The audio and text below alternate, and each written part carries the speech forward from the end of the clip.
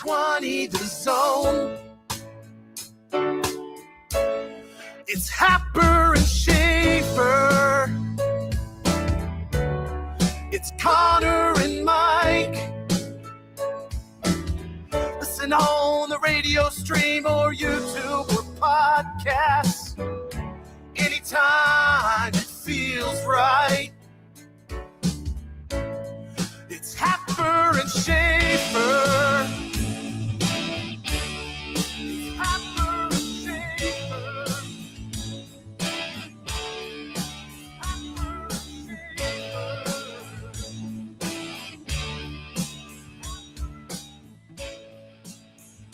Joey, I assume I'm on. There's no light on the on microphone button here, but as people can tell, I am not Connor Happer. I am Mike Schaefer. It is not Happer and Schaefer. Hey, Mike, adjust your camera. Adjustment. Camera. There you go. There you go. Now you're set. I'm over here in the opposite part of the studio, not the side. This is all very different. I am running the show today. You are listening to Schaefer and Snow. Michael Snow makes his Omaha radio debut. Is that fair? I'm almost positive this is the first time. I think I may have called in once. Okay. Happer, but yeah, this is the first time as a host in Omaha that I'm on air. That's correct. Yeah.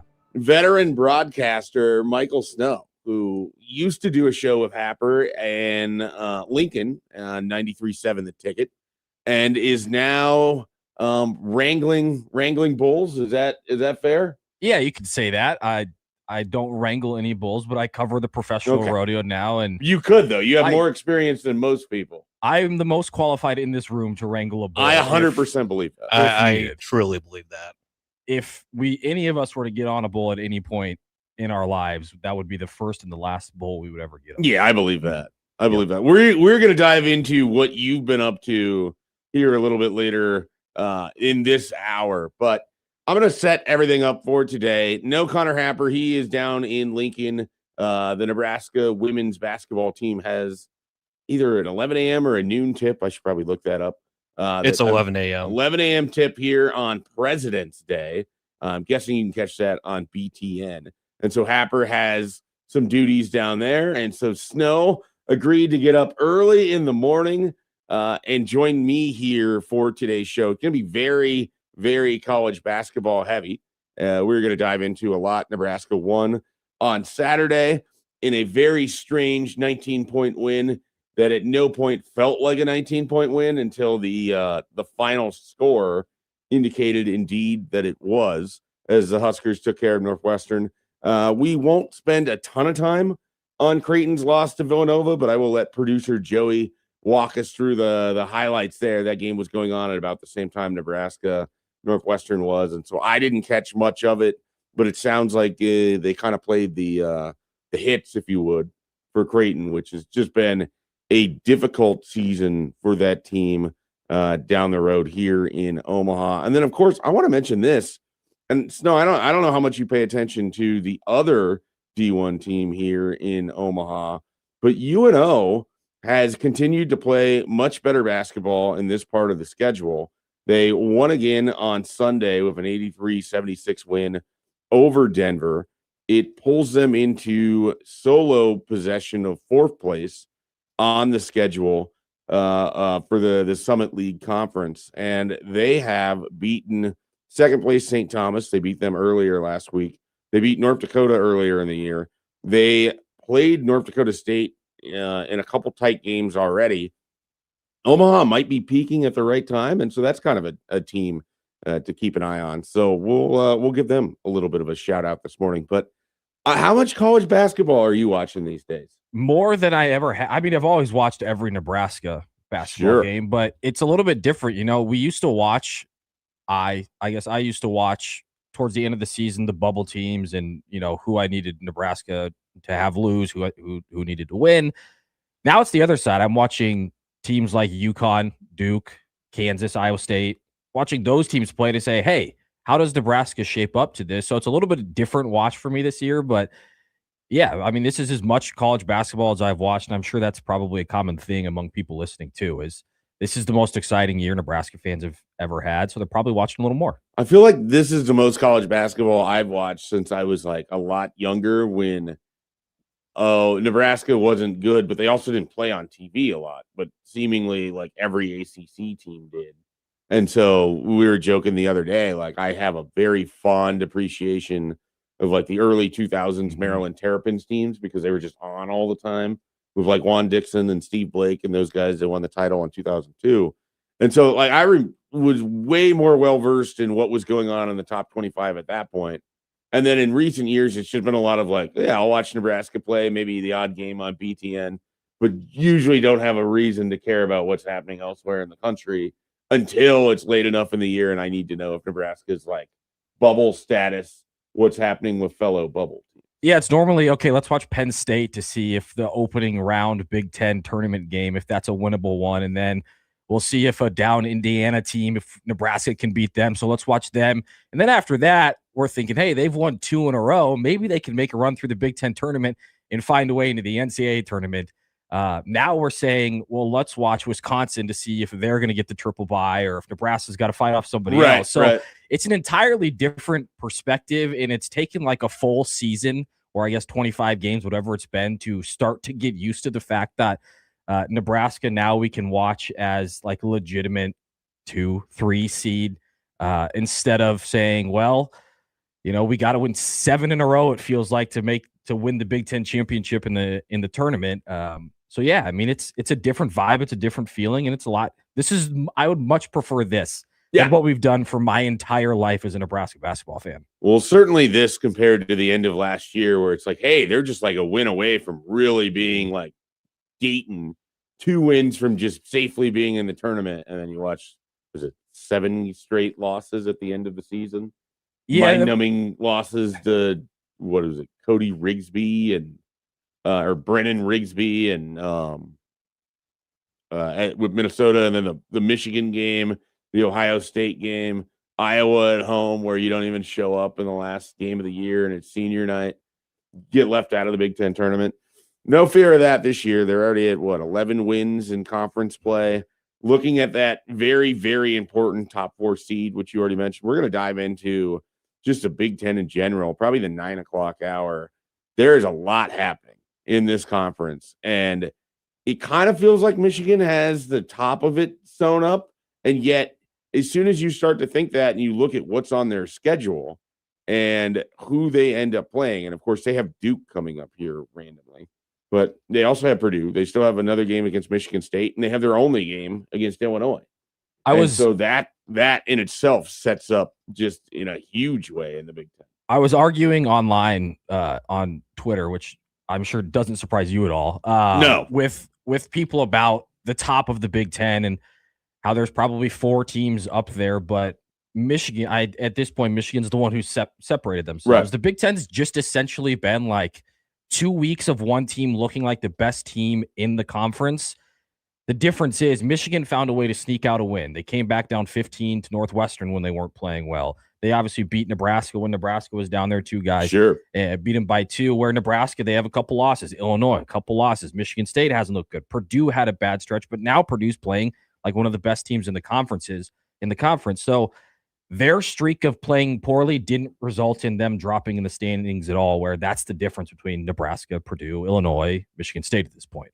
Yeah, no, I mean, that's 100% accurate. And it's just going to be kind of fascinating, like who left. So Nebraska basically, again, we'll dive into more of this and reiterate it. Nebraska's schedule sets up so much better than everyone else's. And it's who can navigate their kind of difficult portion of the schedule, who can just find wins on their schedule. And, you know, 4 of these 6 teams, because you go all the way out to Wisconsin now, they've introduced themselves after a huge week where you beat Illinois and you beat Michigan State.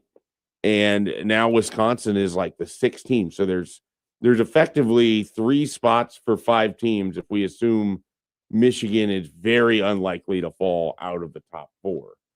Everybody else, though, I mean, for as good as Illinois has played, they have the next lightest schedule behind Nebraska.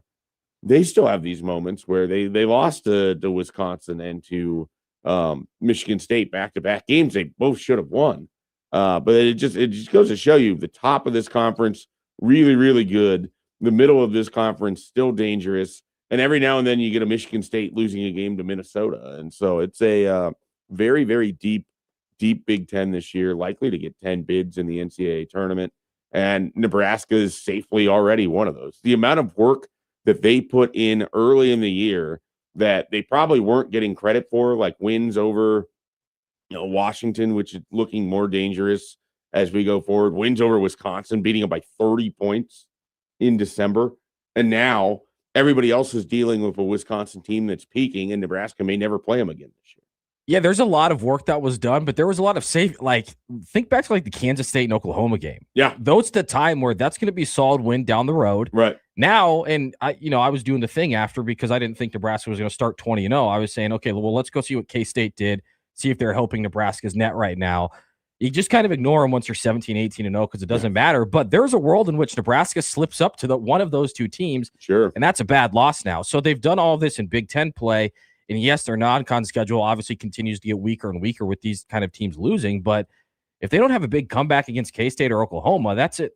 They have that bad loss on their resume that says, okay, well, instead of this 3 seed, we might bump them down to a 4 seed now. Sure. Or instead of the 2 seed, they're now down to a 3 seed. So they've done a lot of work in Big Ten play, obviously. But those what we thought were going to be nice wins, and you can throw Creighton in there too if you want.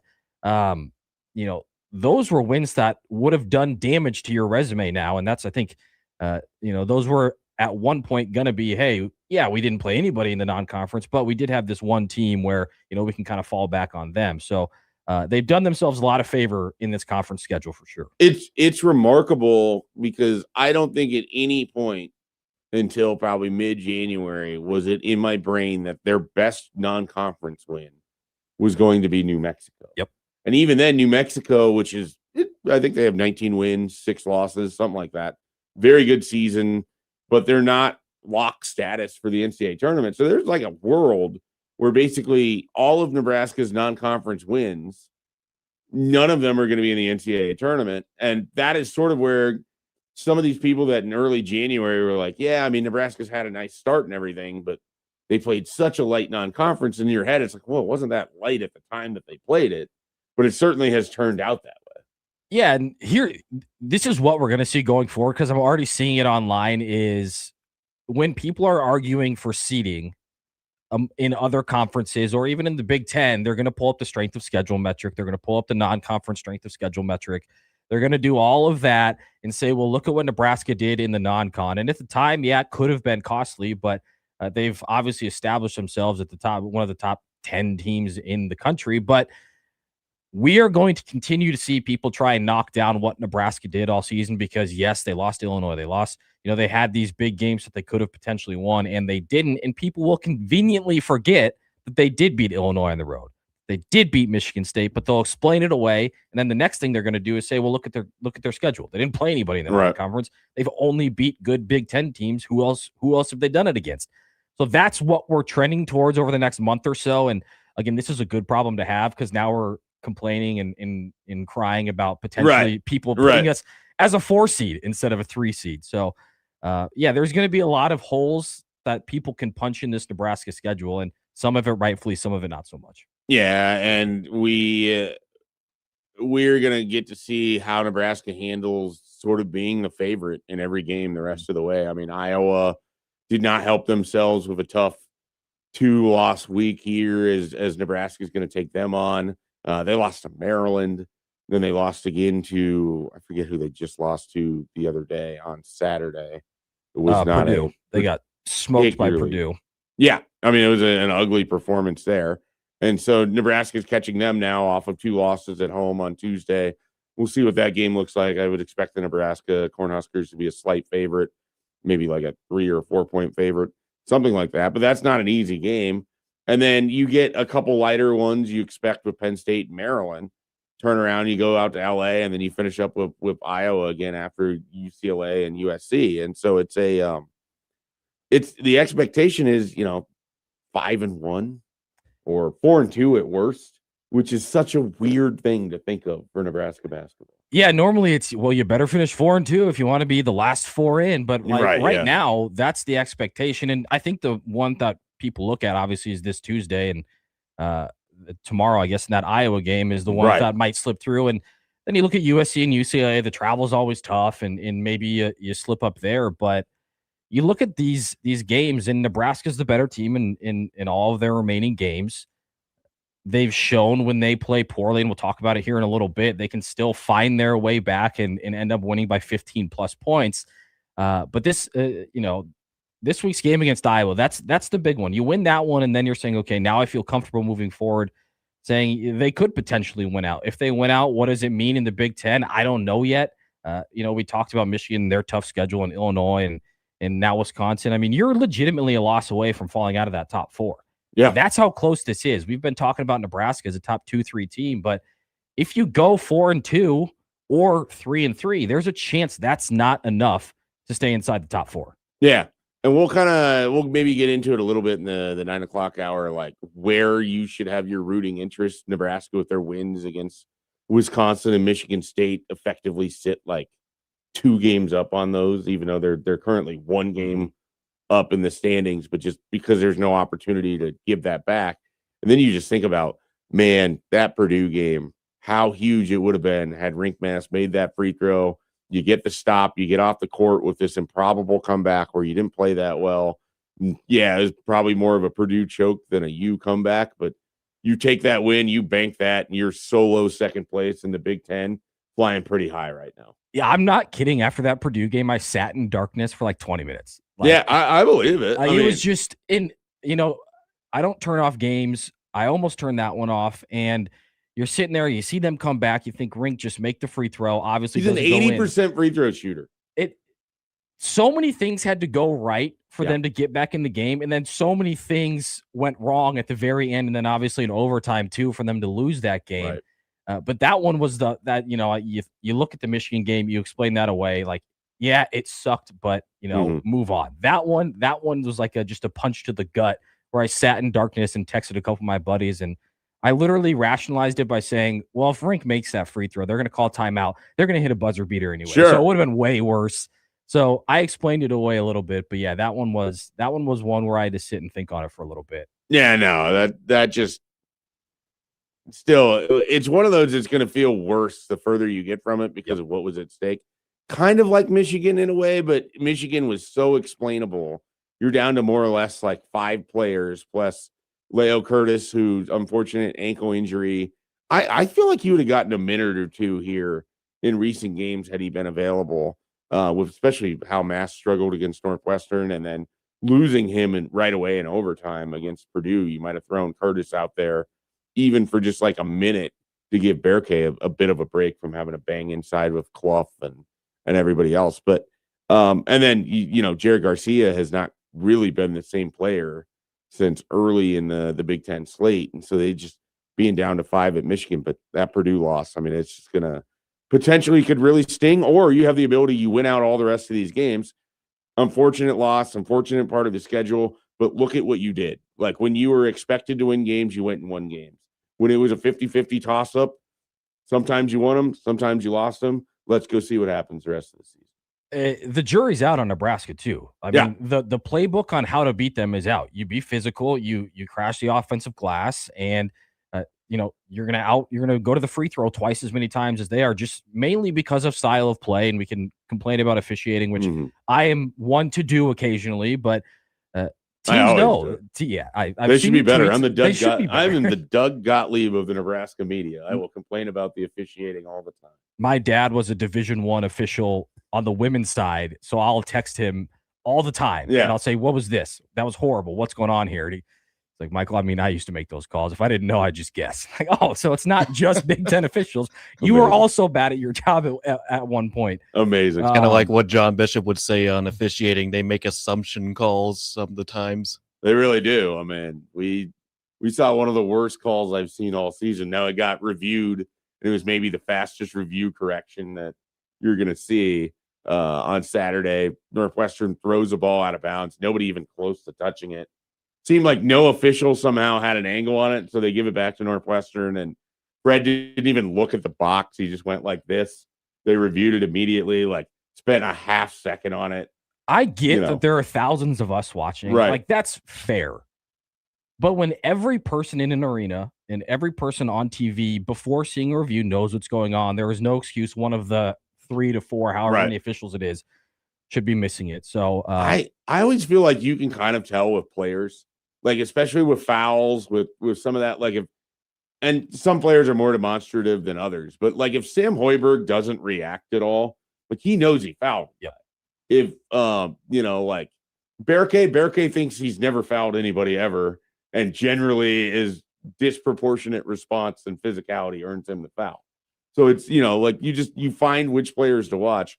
But then on the court, when they have like a possession call, you can just tell like when a team's like, yeah, this is going to get overturned. They're not even coming back to that end of the court. They're going back to their huddle and they're talking about their defensive set that they're about to do. It's essentially you've completed a 10-yard pass, but the offense isn't moving downfield because they know there's a holding. Like that's what we're looking at half of the time.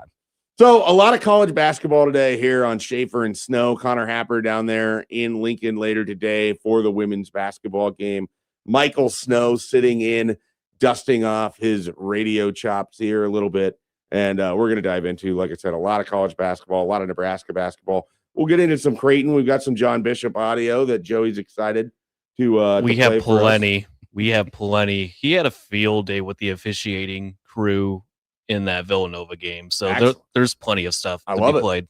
I love it. We're going to click on some links. We got Man of the Weekend, which I hadn't explained to Snow that I'm going to have to during the break. We're going to have you pick somebody that you feel like earns the accolade of Man of the Weekend. Who deserves to be in the spotlight? Yeah, that's a pretty solid. I don't think you need to explain that to me. You can go anywhere you want with it. I have kind of an interesting one that I will bring up that I think people will enjoy.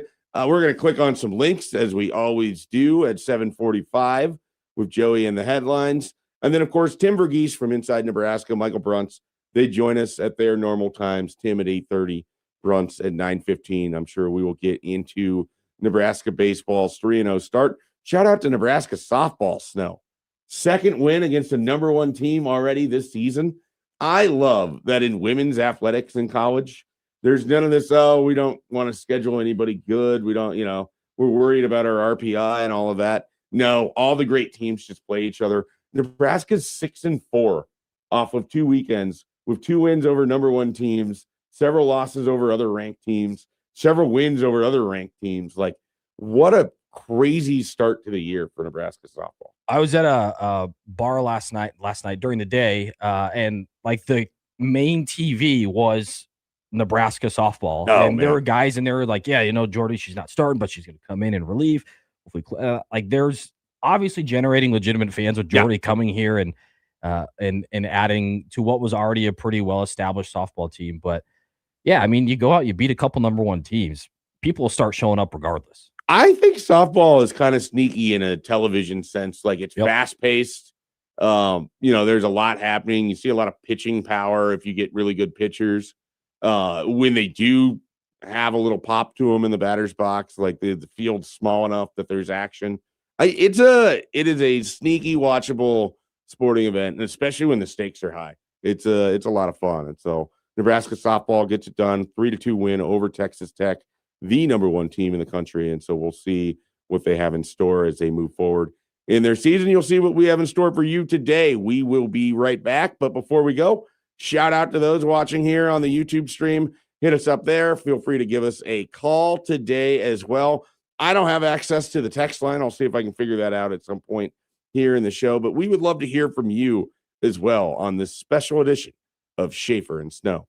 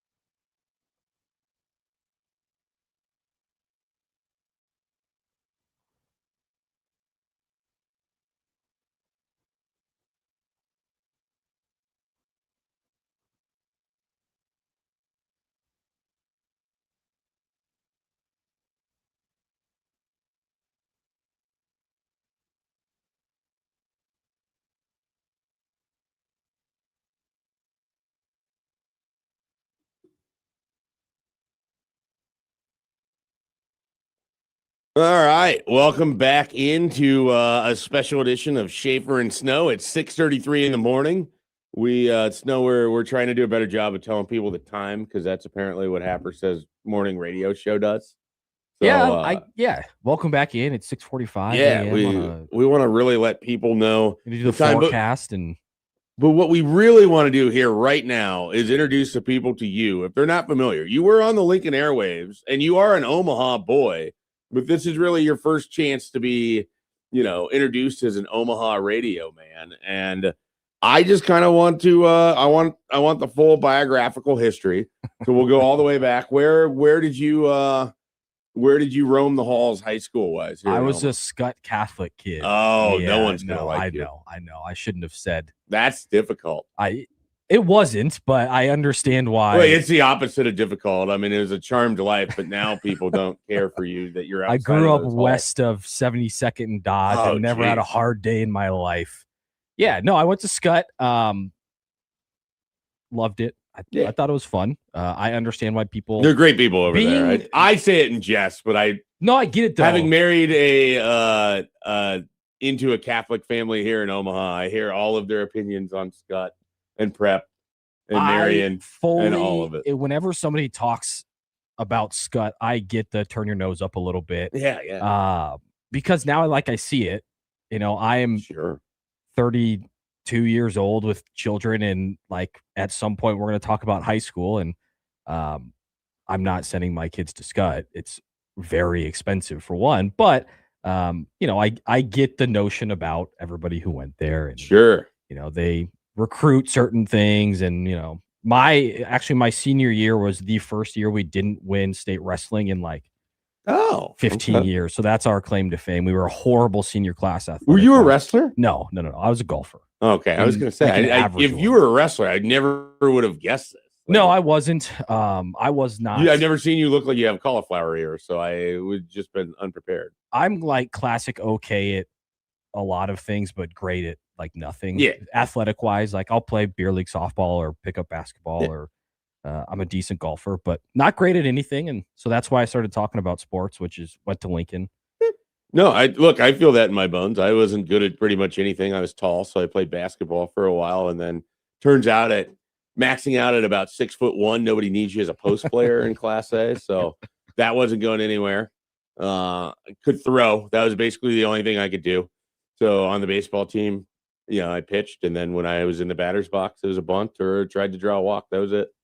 I didn't surpass 5 feet tall until my junior year of high school. So I was classic bunting. You're a late second growth baseman. guy. Yeah, very late. That's difficult. I was called. That feels unfair. I feel like they give waivers for everything in the NCAA. They should give you an extra. I should be able to go back to high school eligibility right when you're play. at your full height. Yeah, I should be able to go back right now. Now I'm old and older and nowhere near as athletic as I once was, and I was never that athletic. But I should be able to go back at 5'10", 5'11", and see what I could do a little bit. I would imagine never having height until late in high school would be considered a hardship. Yeah, so before high school, you're small and fast. Sure. Once you get to high school, you're just small. You're not fast anymore because you don't have the long enough strides. So the one thing I had going into high school was oh, you're fast. You can bunt. You can beat out a grounder. And then I realized after my freshman year of baseball, I need to switch to golf. You could draw walks, potentially. I drew a lot of walks. I hated pitching to short guys. I threw high, and so I threw high and in. And so it was never I needed a classically tall guy and not a left-hander. Otherwise, it was. I knew it was my time to hang it up when there would be 2 outs in an inning, and I would still be called to bunt because that was my best chance to get.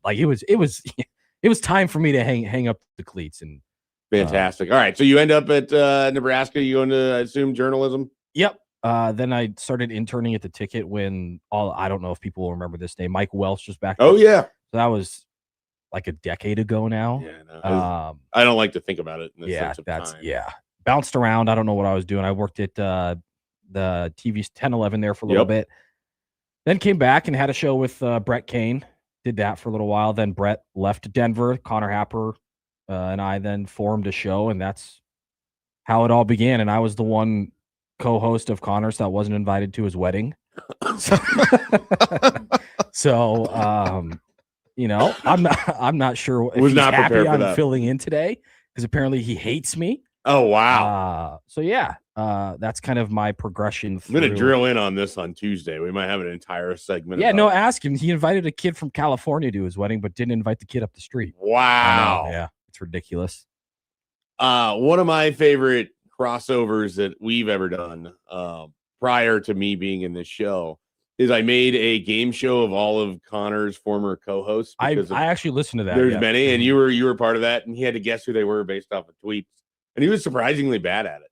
Wow. One of the questions should have been, who's your one co-host who you did not invite to your wedding? And he would have got that right away. He probably would have gotten it wrong. It seems like he just forgot about your existence. He pretty much did. I had to explain who you were. Now this all makes sense. I had to explain who you were when I was like, hey, I think Snow's going to sit in. Who's that guy? Opposite of me here. So I hate him. Wow. That's nuts. So then since you left radio, you've been in, and like I said, I have a general idea of what you've been up to, but you work for something that's essentially the Cowboy Channel. Yeah. So the best way that I can describe the place that I work now is like, it's the Golf Channel for rodeo. Yeah. So, we have like daily sports shows. I travel to all these rodeos across the country and cover the rodeos from like a social media standpoint and from a television standpoint. So it's the PRCA is what our NFL is. So if it's the NFL Network covering the NFL, it's the Cowboy Channel covering the PRCA.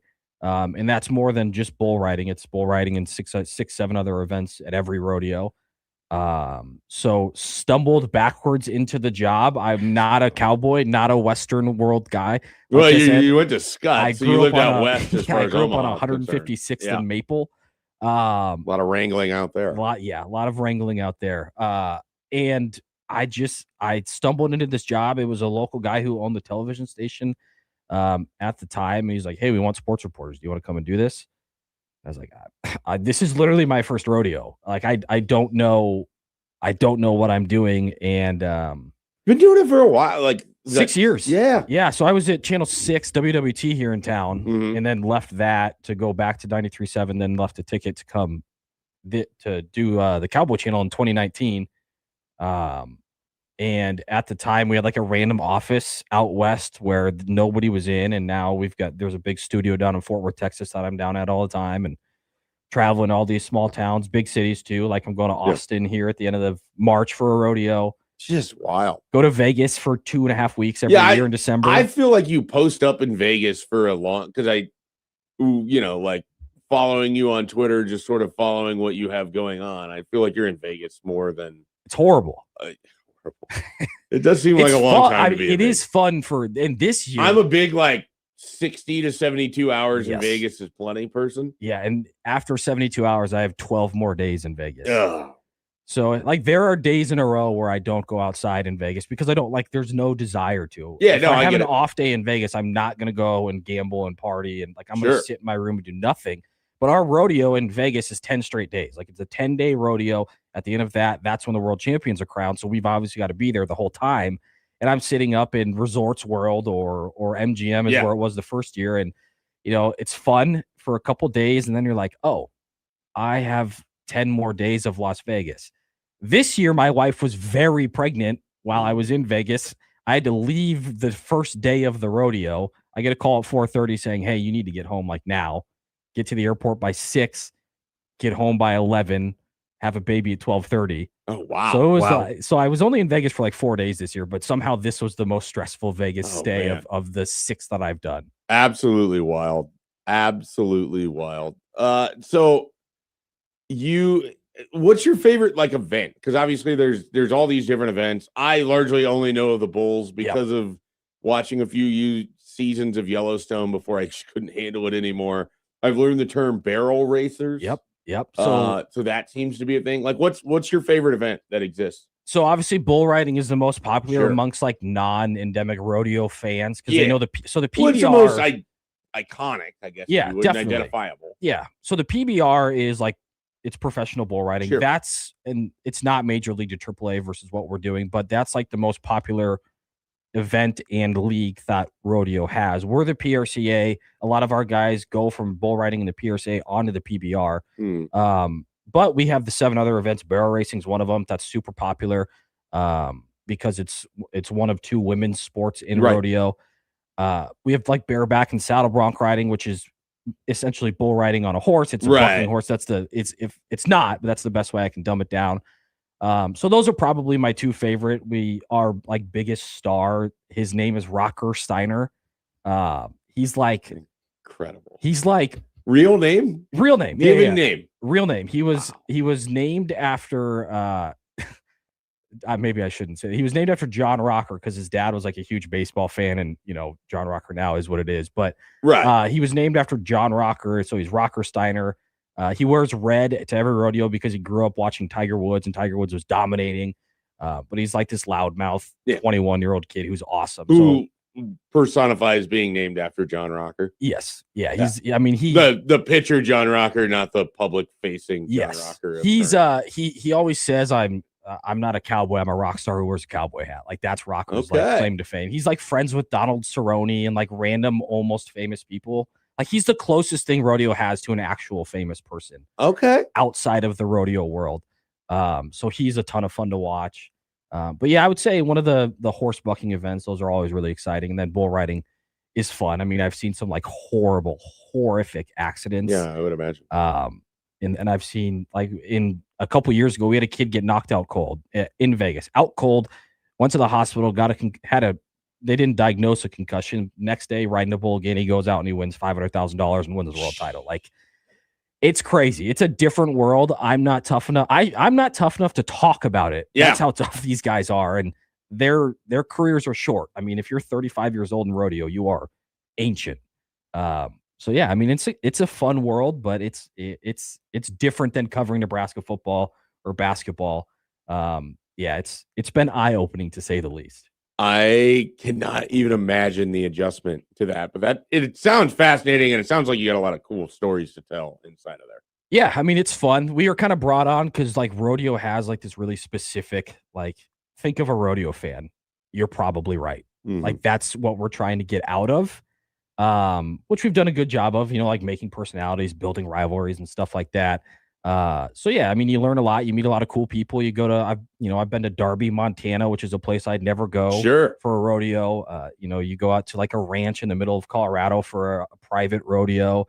We had a filming with the Yellowstone actors we've had a couple athletes on the show as themselves. Oh, very like cool. When you see bareback riding or saddle bronc riding, like that's our athletes legitimately being themselves really cool. There.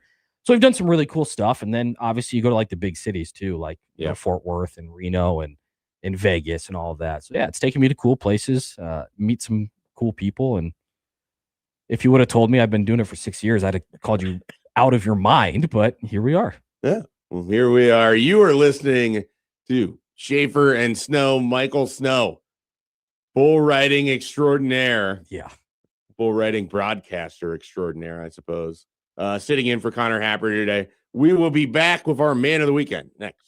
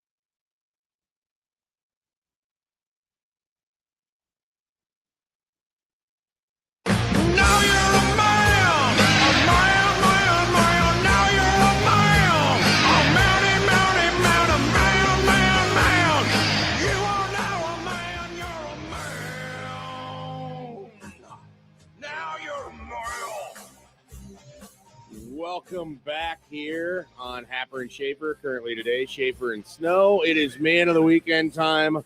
I will jump into this quick. We got a pretty quick segment here as we went a little longer learning about Snow's bull riding life now. I'm going to be fast with this. I'm giving my man of the weekend to Jace Richardson, an NBA rookie who brought back the dunk contest, not because he threw down a great dunk, but because he had a crash out so bad that everyone on the internet saw it. He went for an off the side of the hoop dunk, and the ball got stuck off the side of the backboard, firing him back, landing on his back. It was a scary fall, but he was fine. However, Snow, the dunk contest has been so meaningless and bad. Yeah, it's bad. That this actually brought more attention to it than had he made the dunk. I saw two highlights from the dunk contest. One was, I think, Jackson Hayes just dunking the ball as he would in a game, and then this one. And it looked, I saw the tweets. It was the worst dunk contest ever. I think they're all bad now. Yeah. But yeah, I mean, this brought a spotlight to what was a horrible, horrible event. I saw a couple crowd shots. There was like a half full arena. Yeah, it's not good. They got to get rid of it. Yeah. They got to get rid of it. But thank you, Jace Richardson, for at least giving it some notoriety. Hitting. You got. I need to preface this. I'm not a Doug Gottlieb guy, but he had a fantastic crash out last night, the night before, whatever it was over the weekend. Calling out the officials as we all want to do. Halfway through, he kind of like throws a little bit of a temper tantrum, like slams the desk a couple times, drops an F-bomb. Not a Doug Gottlieb guy, but we've all been in that exact moment, and we're all occasionally like, Fred, show some more emotion to the officials. Maybe not this far, but no. Credit to Doug. You know, I wish him nothing but failure because I don't think he's a very good person. But this, I've been there. I felt what he was feeling in that moment. He's the head coach at the University of Wisconsin, Green Bay. Yes. Yep. And they had a loss to the University of Wisconsin, Milwaukee, which I assume is a rivalry. And they basically, in his words, got called for something that was happening the entire game, and he was fine if it wasn't going to be called. But to be called when it was, this is his second incident this year. He threw a chair, like not Bobby Knight style during the game, but in the tunnel after the game, he chucked a chair when they blew like a big lead to Robert Morris earlier this year. It's tough being the head coach at University of Wisconsin, Green Bay, and throwing things like, you know, it's know your place. Nobody really cares about that university other than probably the 17 fans that are there. You know, throwing a chair at Duke will get headlines. Throwing a chair at University of Green Bay won't get you much. Yeah. Again, they're better this year. They didn't win a game. I don't think they've quadrupled their win total. Basically, they won 4 or something a year ago, and they're at 15 now. So you got to give them a little bit of credit. Joey, who you got? I decided to change the route here. I mentioned to you already what I was going to do, but I'm going to give it to the MAC conference. They get a new team into the conference. You would think it would be in the Midwest. No, it's in the West Coast. It's Sacramento State. They are joining the FBS immediately starting 2026 in the MAC conference, and their average travel distance is 2,000 miles for all the opponents in the MAC conference, which I think is so stupid. Why is this team joining a conference that is based out in the Great Lakes area where you get the Mountain West Conference who's looking for additional teams to kind of reestablish that prominence in the FBS? But at least we get a game between Sacramento State and Ball State, or Ball State versus Sacramento State, which there's a lot of memes out there. I'm not going to say it, but you'll find out what it is. But I think it's stupid. I'm going to give this a rant gong. I think it's well deserved. I didn't even know this about. It was just announced over the weekend. I only noticed it because of the memes that were being spread everywhere. Yeah, because Sac State and Ball State are going to be on a matchup. score bug at some point. Yeah, probably one above the other, and then it'll read as it does. That's what we come to expect. God help those teams if it's ever 6-9 or anything like that. No. The internet. No. The internet might break. All right, we are going to be back here on Schaefer and Snow, and we're going to get into a lot of college basketball in the 7:00 hour. Dive into Nebraska's 19-point win against Northwestern that didn't feel like a 19-point win, and everything that sort of came with that and more here on Happer and Schaefer.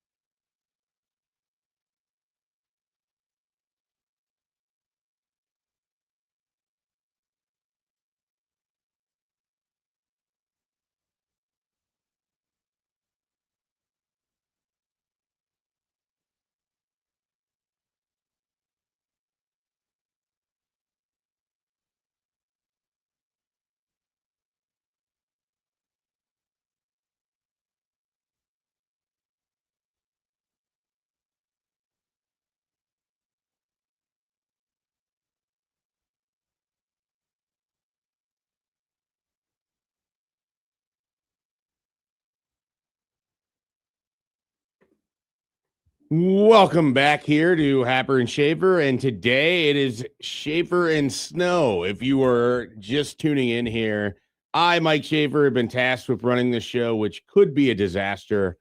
So I brought in a veteran broadcaster, radio voice in Michael Snow, who's making his Omaha debut, even though he is an Omaha guy.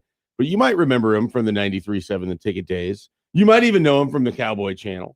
He's joining here, and we're about to dive into some Nebraska basketball, something that I know that he tweets about a lot. Yes.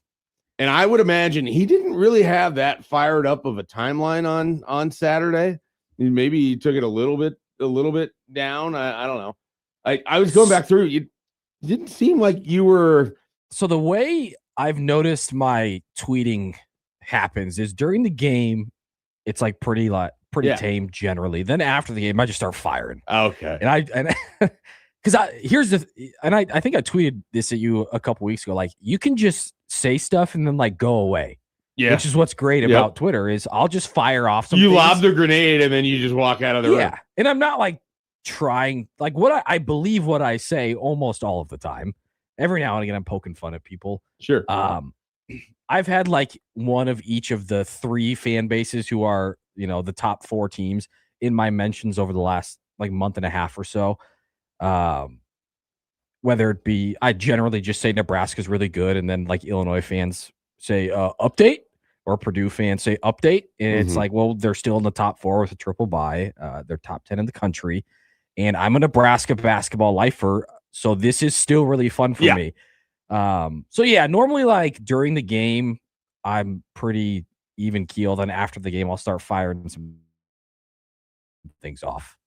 Well, if you were less even keeled, Saturday had to be an experience because Nebraska, which led 28-27 at halftime against Northwestern, who the Wildcats are 10-16, 2-13 in conference, not a good basketball team. And at that time, their best player, Nick Martinelli, wasn't even doing anything in the first half. Like they didn't even play that well offensively, which, speaks to Nebraska's defense is legitimately very, very good. And so there's that.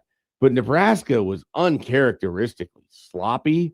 They had 18 turnovers in this game. That is more than they probably had in like 3 games combined at some point in Big Ten play. A lot of just sort of ugly possessions where you didn't get shots off, or, possessions where you did get shots off. They weren't very good. Snow, if I told you Nebraska would win by 19 in conference in a game where Rink Mast and Jamarcus Lawrence combined for 5 points, you already know Bear K doesn't score that much. So you had 3 starters combined for 7 points. Nebraska still wins by 19. Yeah, so this was very similar to that first Northwestern game. Nebraska was up by like 5 at half. They played relatively sloppy, nothing like this. And then they go out and they just like slowly grind you down. And then they're up by 15. And you look back and you say that didn't feel like a 15-point win.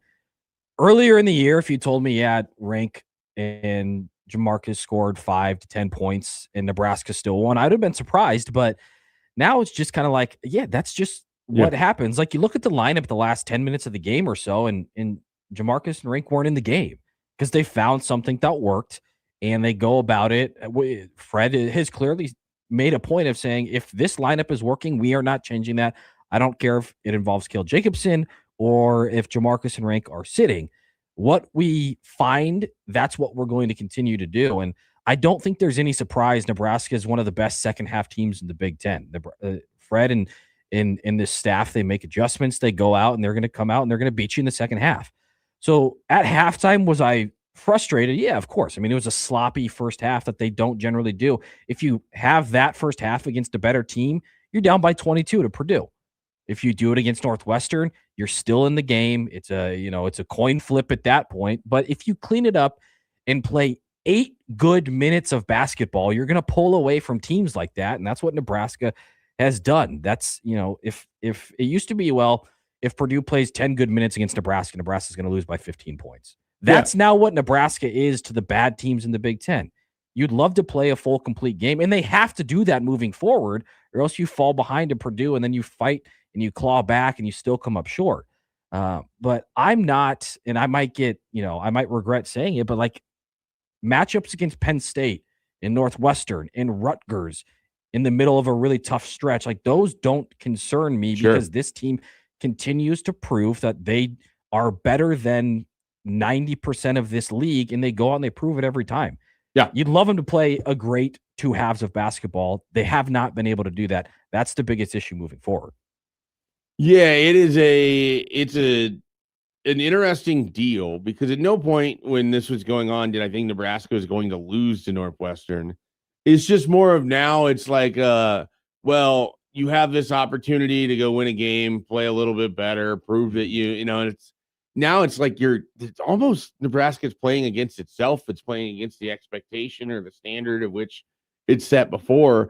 And it's been really weird, especially this last week and really kind of this last stretch of games where, of course, you played three very good teams and interspliced in there, you have Rutgers and Northwestern. It just has felt like they've gotten either sped up or they're putting more pressure on themselves to do something, and they're just making these uncharacteristic mistakes.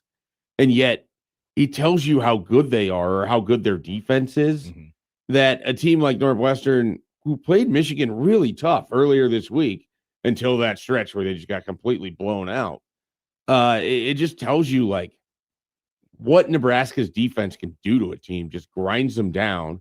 The way they play offense, where you have to chase Sanford or Hoiberg or whoever all over the place, wears you out.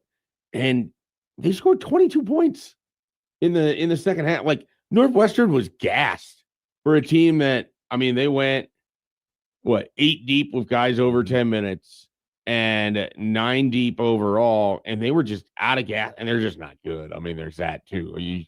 You go 3 of 15 from 3, it's going to be hard to stay in a game. Yeah, they're a horrible 3-point shooting team who wants to shoot the 3-point shot. Right.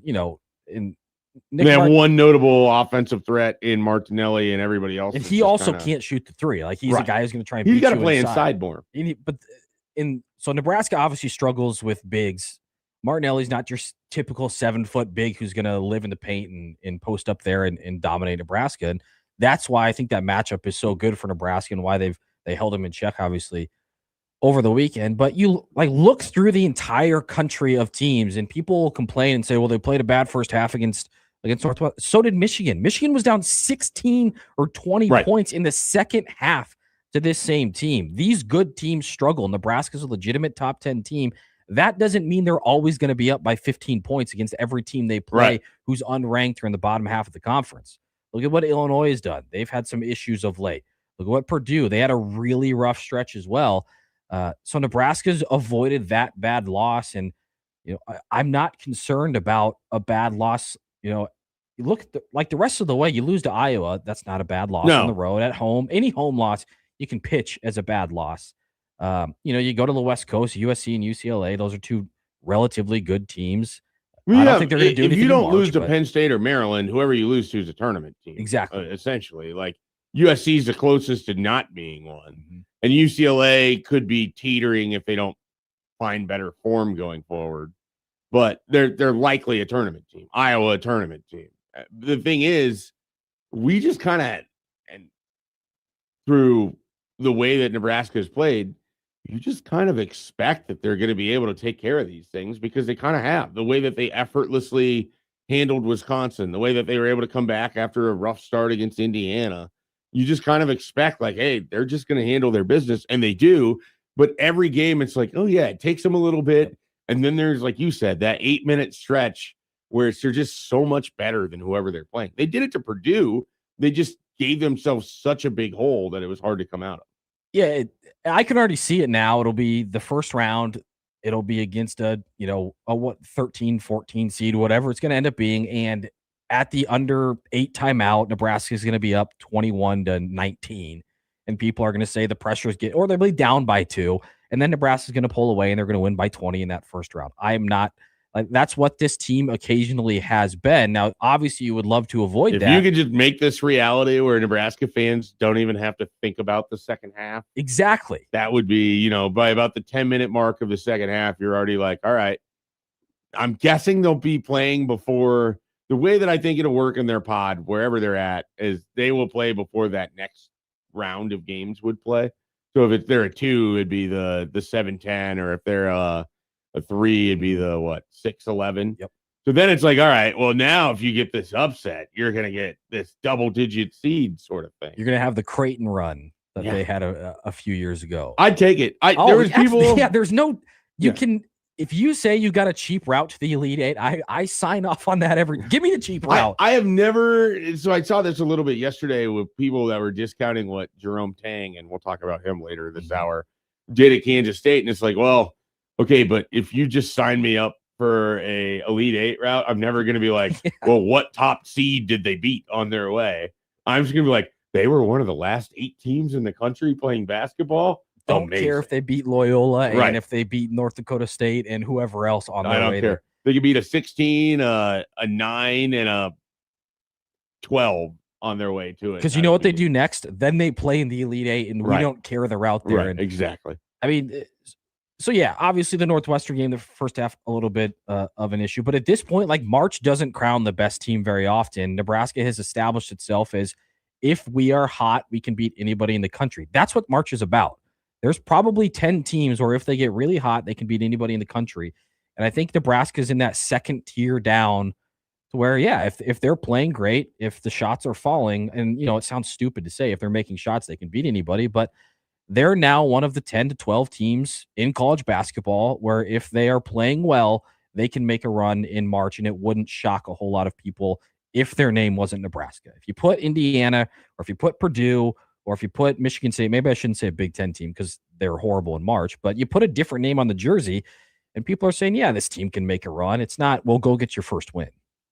What level of concern should we have about rink mass coming off of that game? I mean, it's uncharacteristically bad. It was bad. It looked bad. You know, there was like... He looked like he was sick again. Yeah, well, I mean, he had 9 rebounds, which is great. 4 assists, which is great.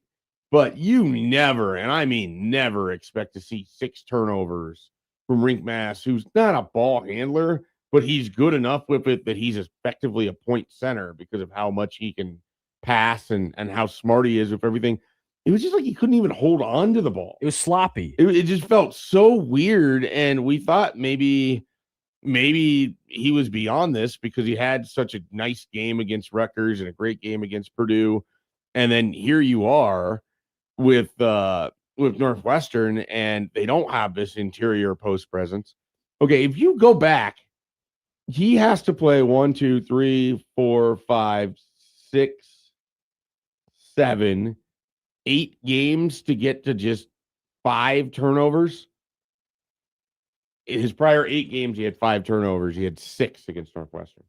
Just wild. So there's a couple, like, the turnovers are obviously concerning. The shooting issues are obviously concerning. Now he obviously has he barely shot, so that wasn't even because he couldn't hold on to the ball. Took 4 shots, and again, this is a guy coming into the season. You're saying, well, he's gonna be a top 2 scorer for Nebraska. It's great that he doesn't have to be, but you know, to really be one of those top 4 teams in the Big Ten, that's when Rink is playing his best. Like, if you want to be considered that, you obviously need Rink to not have these kind of games. So yeah, there's concerns there. Obviously, he's sick. He hasn't looked right since. Obviously, he throws in a good game there. You think everything's gone. There are still clearly, you know, whatever issues they may be, he's just not playing like he has in the past. And maybe it's the grind of a long season.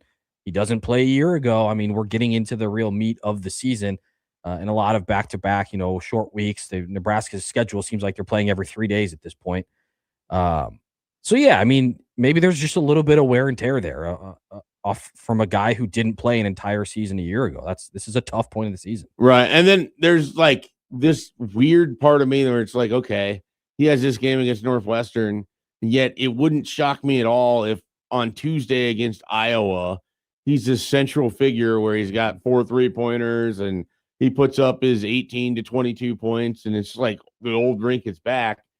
What does concern me is I wish that I knew when we were going to get one of these games. Like, then you could strategize everything else around it. Yeah. And he hasn't played to this level at any point this season. Like, even the Illinois game where he wasn't great, like, that was at least against a legitimate, you know, I would say one of the 5 best teams in the country and teams with length and athleticism. This was Northwestern.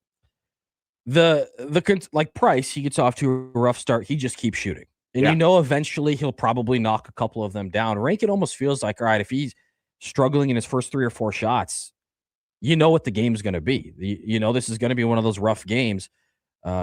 So, 5-10 minutes into the game, you can kind of see, is this a Rink Mast game, or is this going to be a Jamarcus game or a Price game or a Sam Hoiberg game? Sam's going to give you the same output just about every game, but you'd love to know. I mean, it'd be nice if Rink is himself and averaging 18 a game. I don't think there's a team in the conference you can confidently say is going to beat Nebraska night in and night out. But if he's struggling, that first half was horrible, and then he doesn't play the last 10 minutes of a game, and obviously he's not moping on the bench. He's cheering, he's happy. But for Nebraska to do what they want to do, Rank has to be better than what he was, and the team as a whole. I mean, you can't have 18 turnovers against a team like Northwestern. It has to kind of work a little bit to Fred Hoiberg's favor that you win that game by 19. So you take care of the business that you need to take care of. You hold Northwestern to 49 points, which is the low that they've allowed in conference play. It looks like this year that might be the least amount of points they've given up all season. Is that right? I mean, that is really, really impressive if that is true. And so you have that, and that obviously is great, and you got the win, which is what matters. But you also get to come back with, hey, we've had 18 turnovers. This is uncharacteristic of how we want to play. The ball movement was difficult at times. Like, yeah, Price was able to shoot us out of some of these issues, but we're not going to have that. So as a coach, you probably kind of love it a little bit because these guys are going to stay locked in. And the one thing that's great about this team is I don't think anyone has felt at any point in time that they've arrived. And so because of that, you're continuing to get the great effort and the usually very strong results that follow. Yeah, it's a lot easier to send a message after a 15, 20-point win than it is after a 3-point overtime loss and say, like, it's the same issue. The slow starts, the sloppy play, then they get it together, and you're playing Northwestern this time instead of Purdue, and right. It's a lot. That locker room's a lot happier after that game, saying, guys, we were horrible for a half. We came out, we saw what we can do in the second half. We put 2 of those halves together, we'll beat anybody in the country. They just, for the better part of a month and a half now, they haven't been able to consistently put 2 halves of basketball together. Do you think they can kind of pull out of that? Or do you think there's a chance we've seen the best version of this team already, independent of results? Because I think that matters too. Like, they don't have to be the best version of themselves to beat 90% of who they play, if you more or less kind of phrased it, and I agree with that.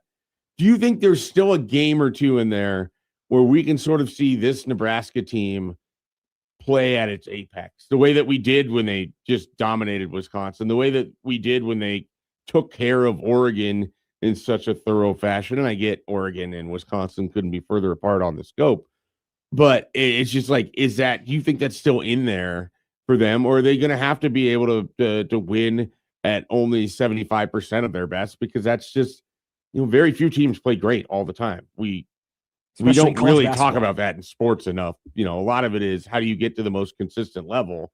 And sometimes you can be at the nadir, the apex. Mm-hmm. Do we think this team can do that again? I mean, yeah, like you look back at what, like, the Illinois game, that first half, they played great. They were up by 5-6 points against, at the time, Illinois is probably playing the best basketball in the country. Yeah. Second half against Purdue, they look really good.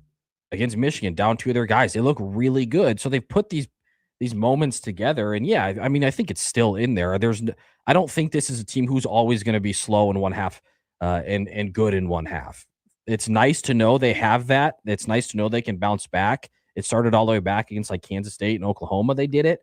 But yeah, I mean, I think this week against Iowa, I think they're going to go into Carver, into Iowa's home court, and I think they're going to win by 15. Like, I think Price is going to have a big game. There's obviously some feelings there, but I have not lost any confidence in this team. Yeah, like I don't think just because I haven't either, for the record. They lost to the number 1 team in the country later today. Michigan's going to be number 1. Illinois is top 10. Purdue's going to be likely top 10 or close to it. Those are their losses. They didn't lose to Northwestern. I mean, Purdue was one of the favorites to win the national title. They did lose 3 games in a stretch, but like, that is a legitimately really good team. And I'll be honest, I think Nebraska, it's a 50-50 if they played them. Like, I it's a just think the matchup way they nightmare match for up them. with each other. It's it's a matchup nightmare, and they still lost by 3 points. Right. And it wasn't one of those like cute, fun Nebraska. They're in it, and they're like it was 3, 4, 5 years ago. No, like, they had a chance to win the game. Yeah, they're legitimately multiple times good. had a chance to win the game. They're legitimately as good as all of these teams, and that remains. Just because they play a couple slow halves, I don't think should change Nebraska fans' opinion on this team at all. Yes, they come out and they're sloppy. We're not talking about 4 minutes of scoreless basketball anymore, where it's a 38-42 game in the second half. That does happen, but there's the confidence that they're going to get out of it. Where I'm like joking every other game that they need to be selling that as advertising and sponsor the scoring droughts that they. Do you remember I think it was the Cincinnati overtime game? Oh, I do remember. A handful of years ago, and it was like 40 to 40. It was more than overtime. that. Mick Cronin was the coach That's right, of Cincinnati at that time. It was the ultimate rock fight. Yeah, it was like in the 40s in overtime. We're a long way from that.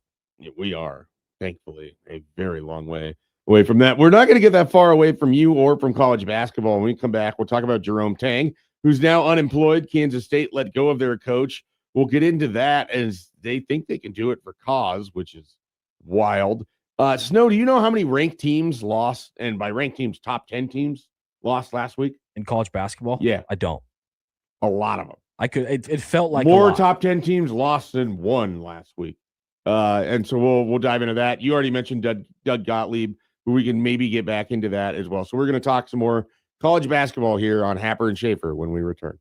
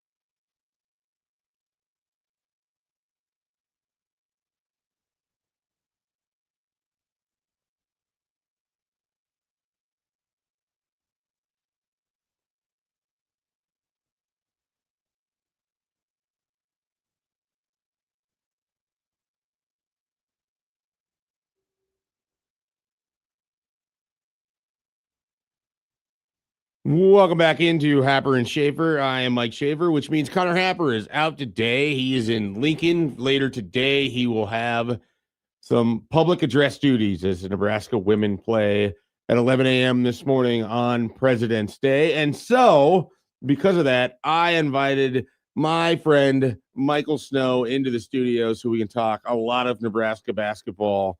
We will get into Creighton a little bit later in the 8 o'clock hour. Joey will take us through the what's been going on with the Jays having just lost here again, unfortunately for them, to Villanova over the weekend, and so he can kind of let us know what's happening there.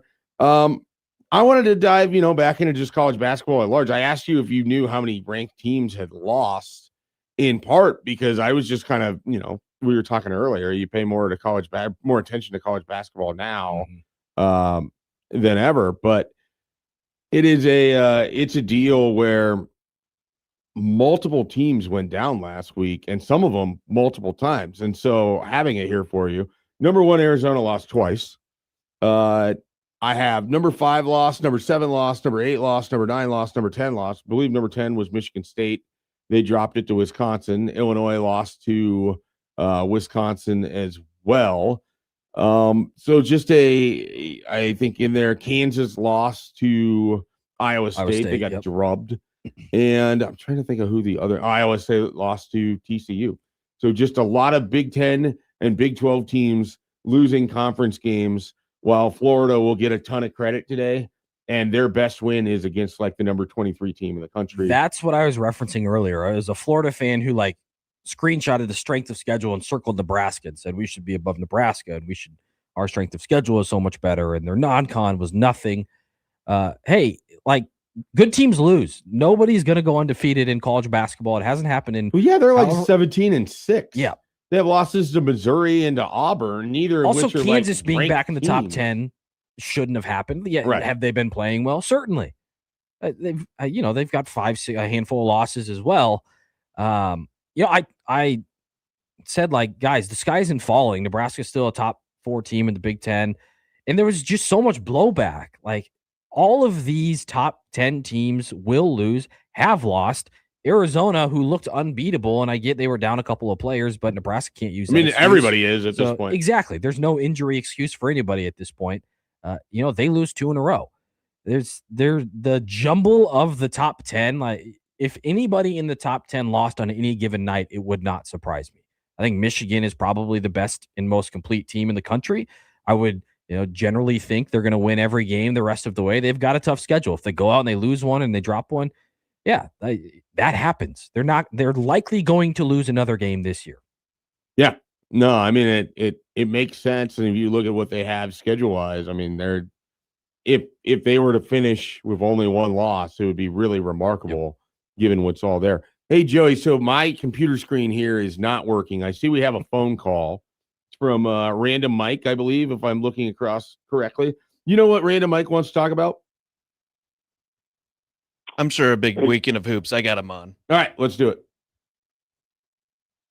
Guys, I just want you to know how, as a Husker fan of a number of sports, how special this basketball team is, and it's kind of really needed. But especially with all the stuff that's been going on with football, and think how close Hoiberg was. You think about the first 3 or 4 years.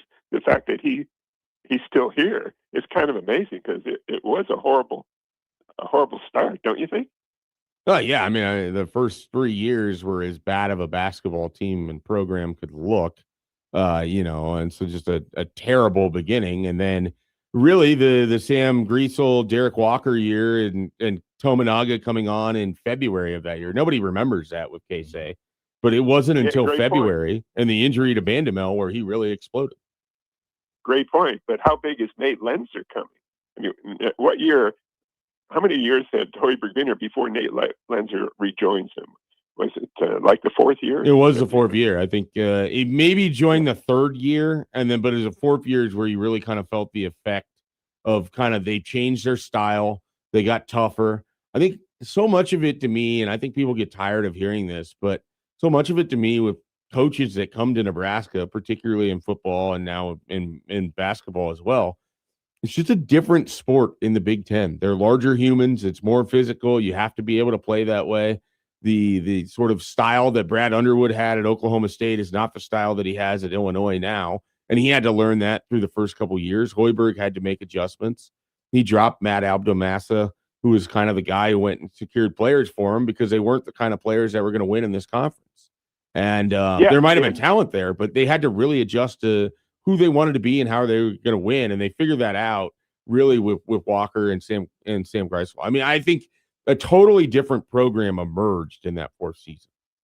Yeah, and when you hear the basketball people talking about this team, they have so much admiration for it. And they talk about the great defense, and they talk about Hoiberg's genius on offense, and we're seeing it. But, hey, how big was Jacobson in that game? Making threes at crucial times.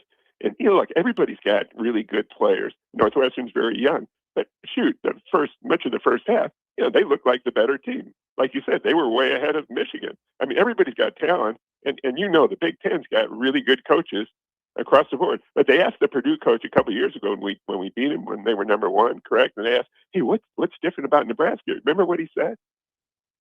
I don't. What did he say? They're playing defense. That helps. What does that statement say? That helps. And having turns a guy out like the Cale one half too. of the game is as important as maybe the other half. Mm-hmm. And having a guy like Cale, I mean, Mike, you said it. Cale went on a 6-0 run, and I think that was kind of the turning point, Mike, of the Northwestern game. Yeah, and look at what's happened. He's handling the ball.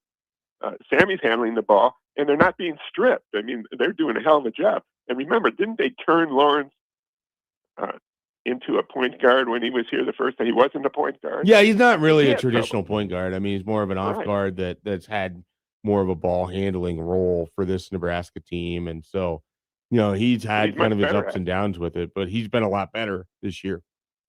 Exactly. I mean, they're older, and how many guys would you say are kind of coaches on the floor? To me, there's at least three of them.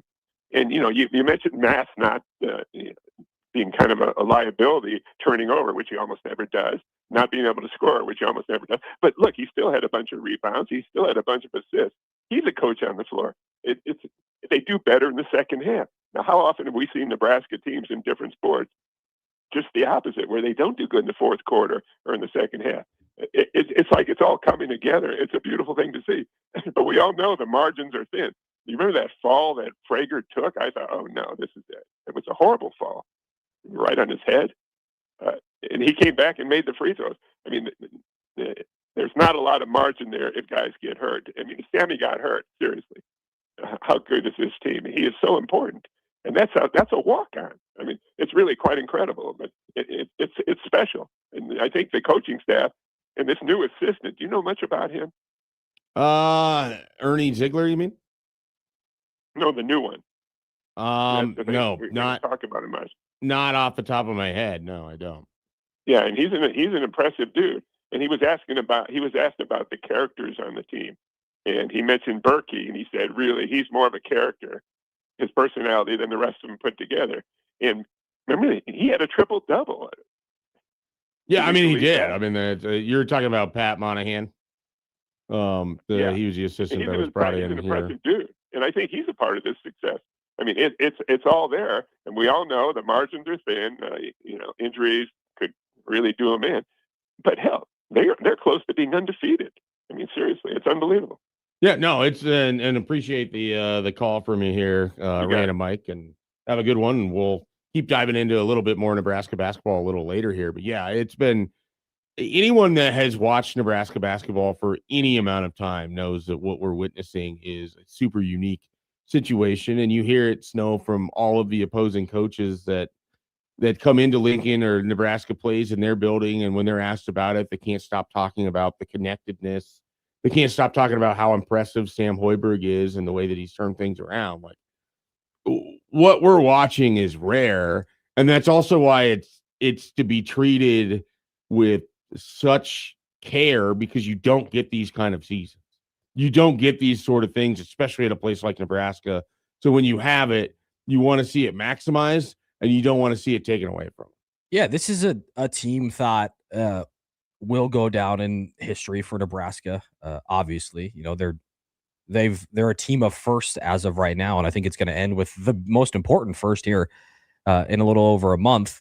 But this is a team that nobody wants to play either. Like when you watch these games, Michigan fans, Illinois fans, the thought is, how is this team beating us right now? They don't have the one guy. They don't have the guy who's going to go up and put up 32 points. And, Price can do it. Right. Rank can do it. But the thing is, they have a culmination of guys, and one of those guys on any given night can get you 25 points. But they can do it so many different ways. It's frustrating. They play annoying basketball because they're just a team full of pests right now. That's their identity. They're a team full of just kind of annoying players who they're always in the right spot. They're in passing lanes. They'll turn you over a bunch. They'll play annoying, really good defense. And then they'll shoot lights out for like 8 minutes and you're down by 20. That's what this team has become. And it's a mark of a really good basketball team. Would it be nice to have, a Peterson from Kansas? Maybe not him because he hates the game of basketball, but would it be nice to have somebody who, if, when you need a bucket, they can go and they can get you 25? I just don't know that it works the same way. Not with this team. We talk about like, oh, what if you put this guy, or what if you still had this guy? And it's I think part of why this works is it's these collection of guys. Yeah. It's, everyone has a fair understanding of when I'm in and I have my opportunity, great. But if Jamarcus has his opportunity, great. If Kale has his opportunity, great. And it's about moving the ball. It's about not having it stuck anywhere. It's why, it feels so weird when you have those moments where Berke and Garcia are taking threes in the Purdue game down 20, and you're like, all right, this is not what we want. But to their credit, someone's got to be aggressive with it, and they're just trying to make something happen. It's just a really unique thing, and it's like I said, it's fragile, and you just don't want to see anything happen to it. And it's been an incredible rush. It's someone who has watched so much bad basketball. And so much bad Nebraska basketball, and Random Mike even alluded to the first 3 years of Fred Hoiberg. And we've seen what that looks like. And now you're watching it where it's these guys want to be here. They clearly want to play together, and they care as much as everybody else does. That is hard to find sometimes in college. You mentioned Darren Peterson. Do you think he remotely cares about Kansas basketball in the way that, like, Price Sanford, who just joined this thing, cares and feels like he's a part of it in check's Nebraska? Cleared and he's happy. Like, it doesn't matter what Kansas does to him. He's sitting games out. He's he looks like he doesn't enjoy the game, which is crazy. He's going to be, a lottery pick, and he'll probably go the on first and pick. He'll be, probably a very good NBA player. But like, my thing with Nebraska is like, this is all a lot of fun and awesome. And yes, of course, enjoy the ride. But now we can start punching now in this same weight class of the Michigan and the Illinois, maybe just for this season. But I hate just go out and win the first NCAA tournament game. Yeah. Yes, that's the goal, obviously. But I'm sitting here like, they're going to win the first NCAA tournament game.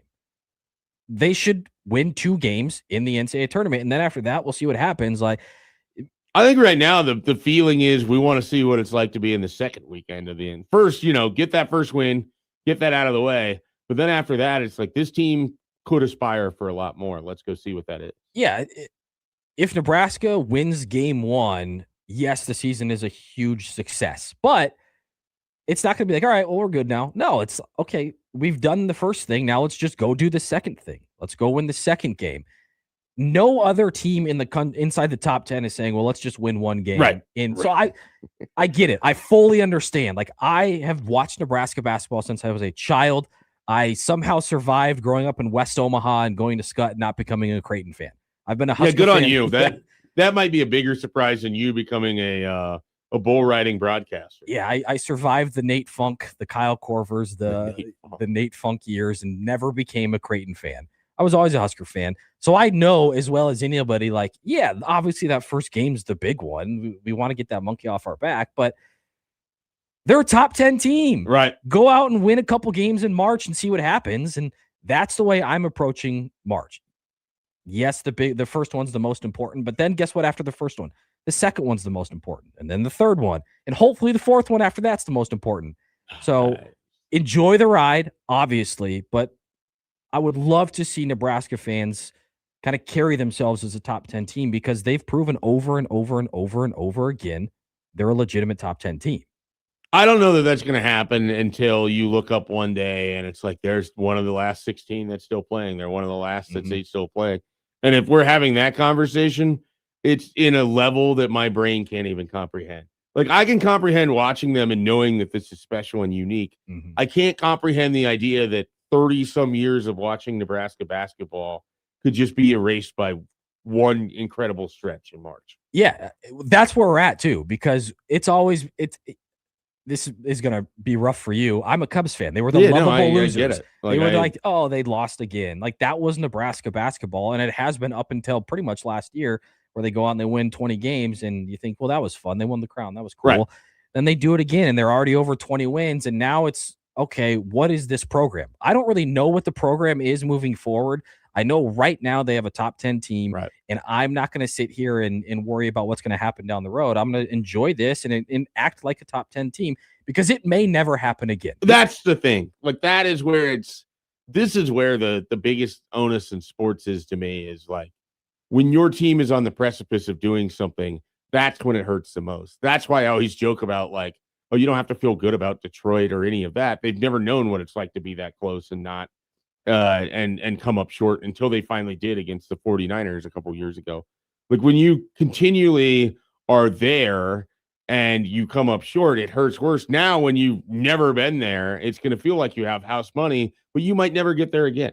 So you have to take advantage of it. And it's not just the first round. It's getting through the 32, getting into the Sweet 16, and then going from there. And the big part is take care of business here in the month of February, and you're going to be a 3 seed at worst. And very likely could be a 2 because of who you get to play and who everybody else does. I'm 32 years old. My first memory of Nebraska football was Eric Crouch winning the Heisman and then getting stomped. It's been pretty much all downhill from there. I've never had a team, a legitimate top 10 team to root for in my 30 plus years of being a Husker fan. I'm going to enjoy it, and I'm going to talk as much smack as I can while they're a top 10 team because, again, like you just mentioned, you don't know where it goes from here. So while we're here, let's enjoy it. Let's enjoy it. We are going to continue to enjoy it when we come back and we get the headlines from Joey and figure out which one we're going to click on. I'm going to let Snow make that decision here as you are listening to Schaefer and Snow, or if you'd rather, Happer and Schaefer.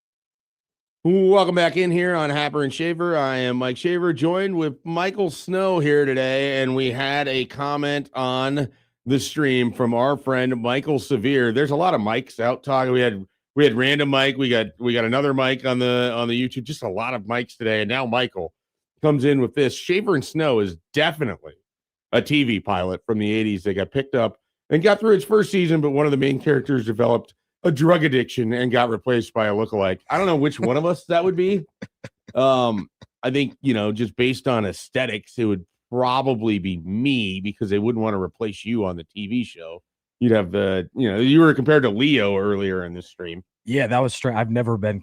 Listen, that's got to feel pretty good. Yeah. Well, you kind of got the generic look on that hat you're wearing. Yeah. And you're trying to go incognito. I'm like Google normal white person, and I show up. It's just a normal looking white dude. That's me. I'm like the cutout of it.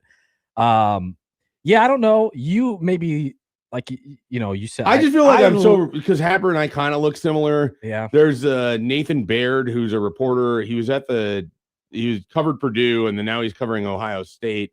And when we would be in the same room, people would get a big kick out of it. Parker Gabriel and I look like 2% alike. So basically, any white guy with a beard who's probably not particularly fit, there's comparisons to be made to me. Yeah. Shane Lowry. So I guess if we wanted to go to the golf route, I think I'm more replaceable in that sense. I can't speak to which one of us is more likely to develop the drug addiction, though. I come from a bartending and background, so I think it's trying to lay the seeds that it's you. I think it's potentially me just based on background, but I thought you were going to say, "Well, I came from Scott." And I did also come from Scott. Yeah, I don't know what to do with that information. Came from the hard Scrabble streets of Columbus. I was raised, like I said, west of 72nd and Dodge, and I don't think I passed 72nd and Dodge until I was 18 years old. I can believe that. I can absolutely believe that. All right.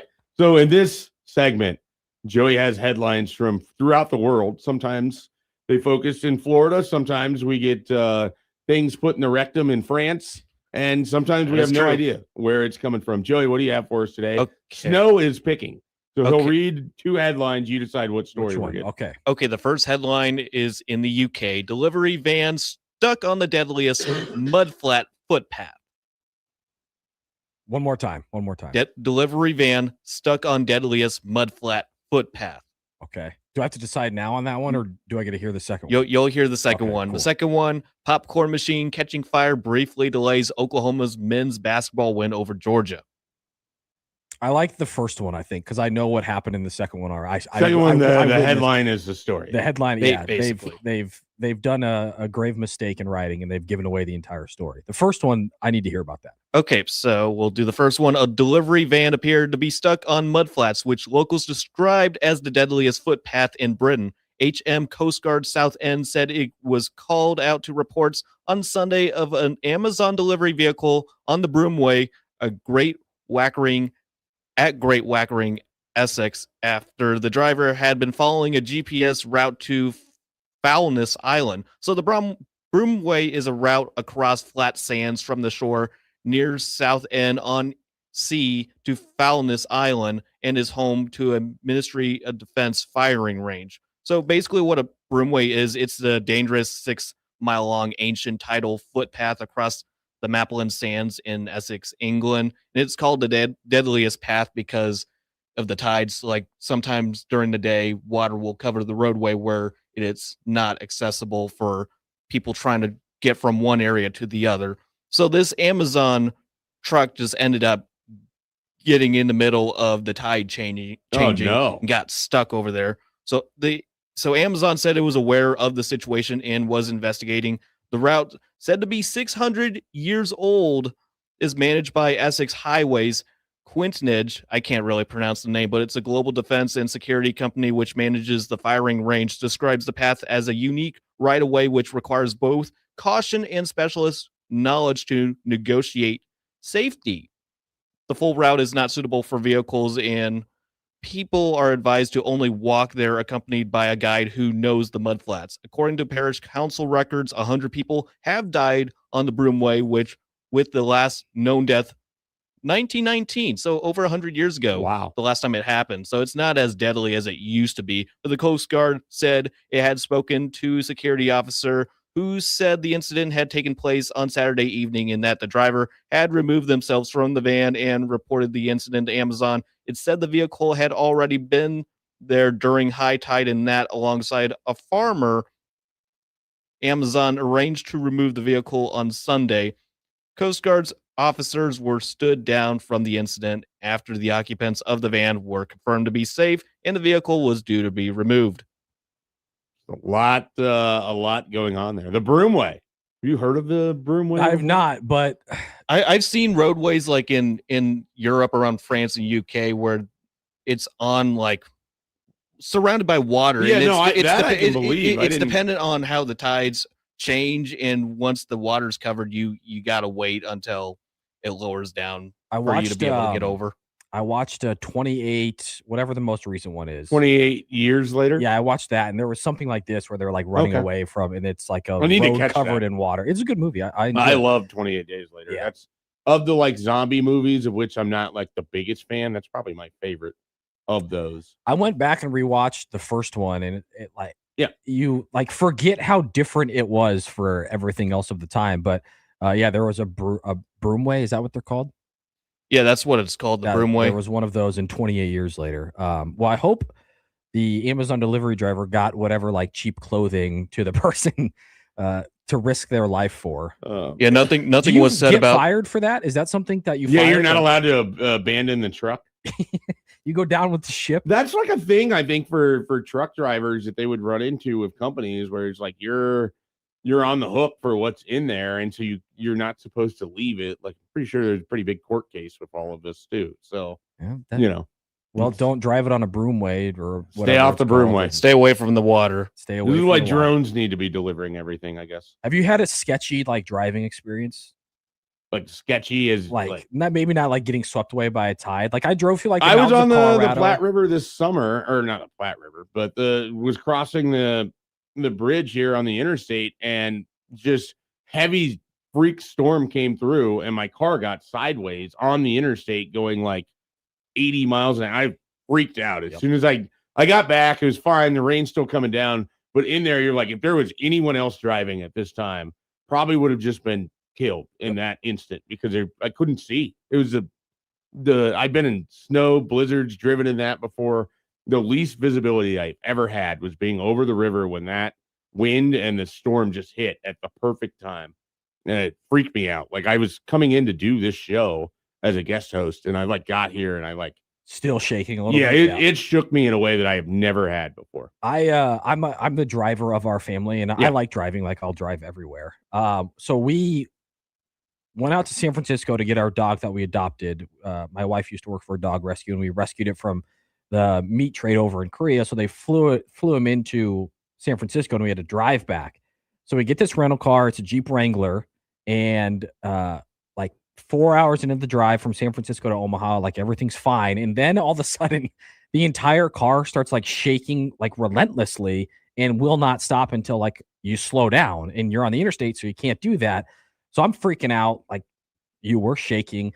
I pull over to the side of the road. If you look it up, there's a thing with Wranglers called the death wobble, and some of them are made improperly to where you get a death wobble if you go over like a certain speed.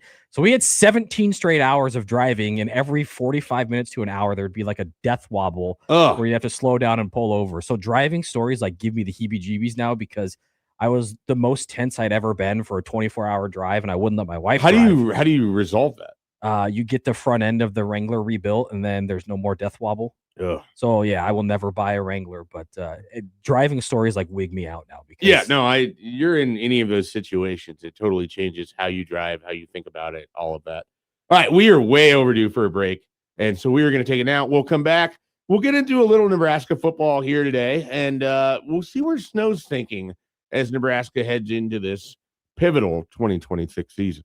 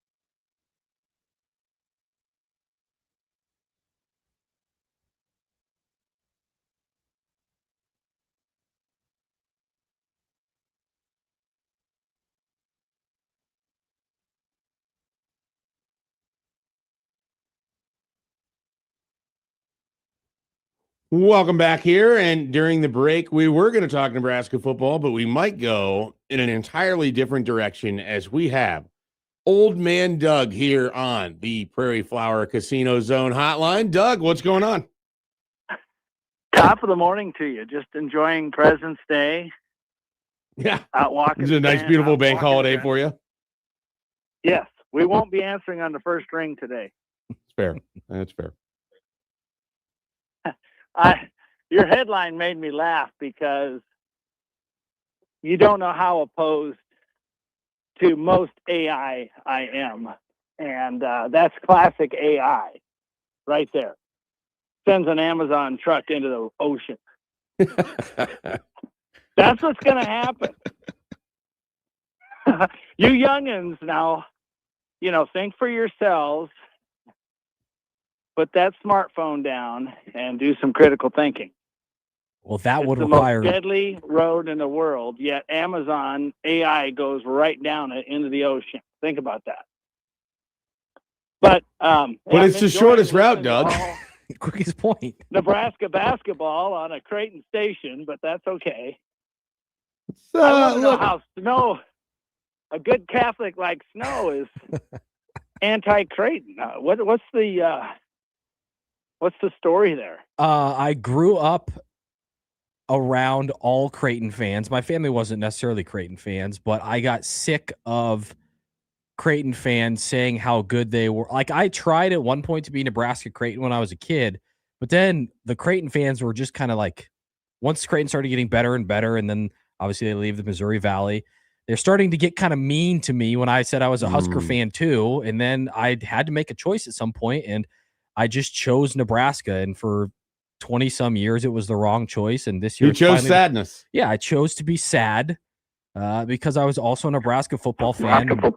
I decided that's just what I'm going to do. I'm going to be a Husker fan through and through. And I do dislike Creighton. I do dislike them. But when Nebraska's not playing them, I don't pay a ton of attention to Creighton anymore.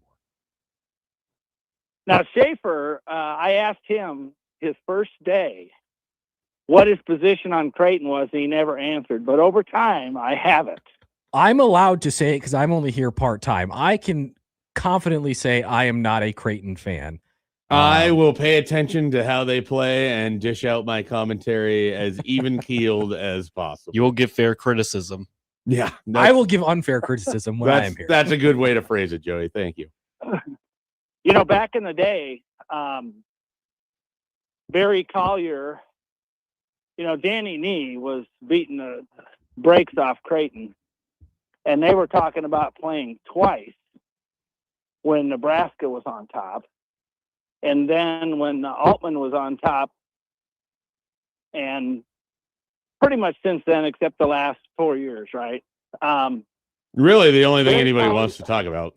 You guys might not be old enough, but Barry Collier made a famous saying, or statement, and he didn't want to play Creighton because he was listening to him. He says, why? I don't know why we need to play Creighton.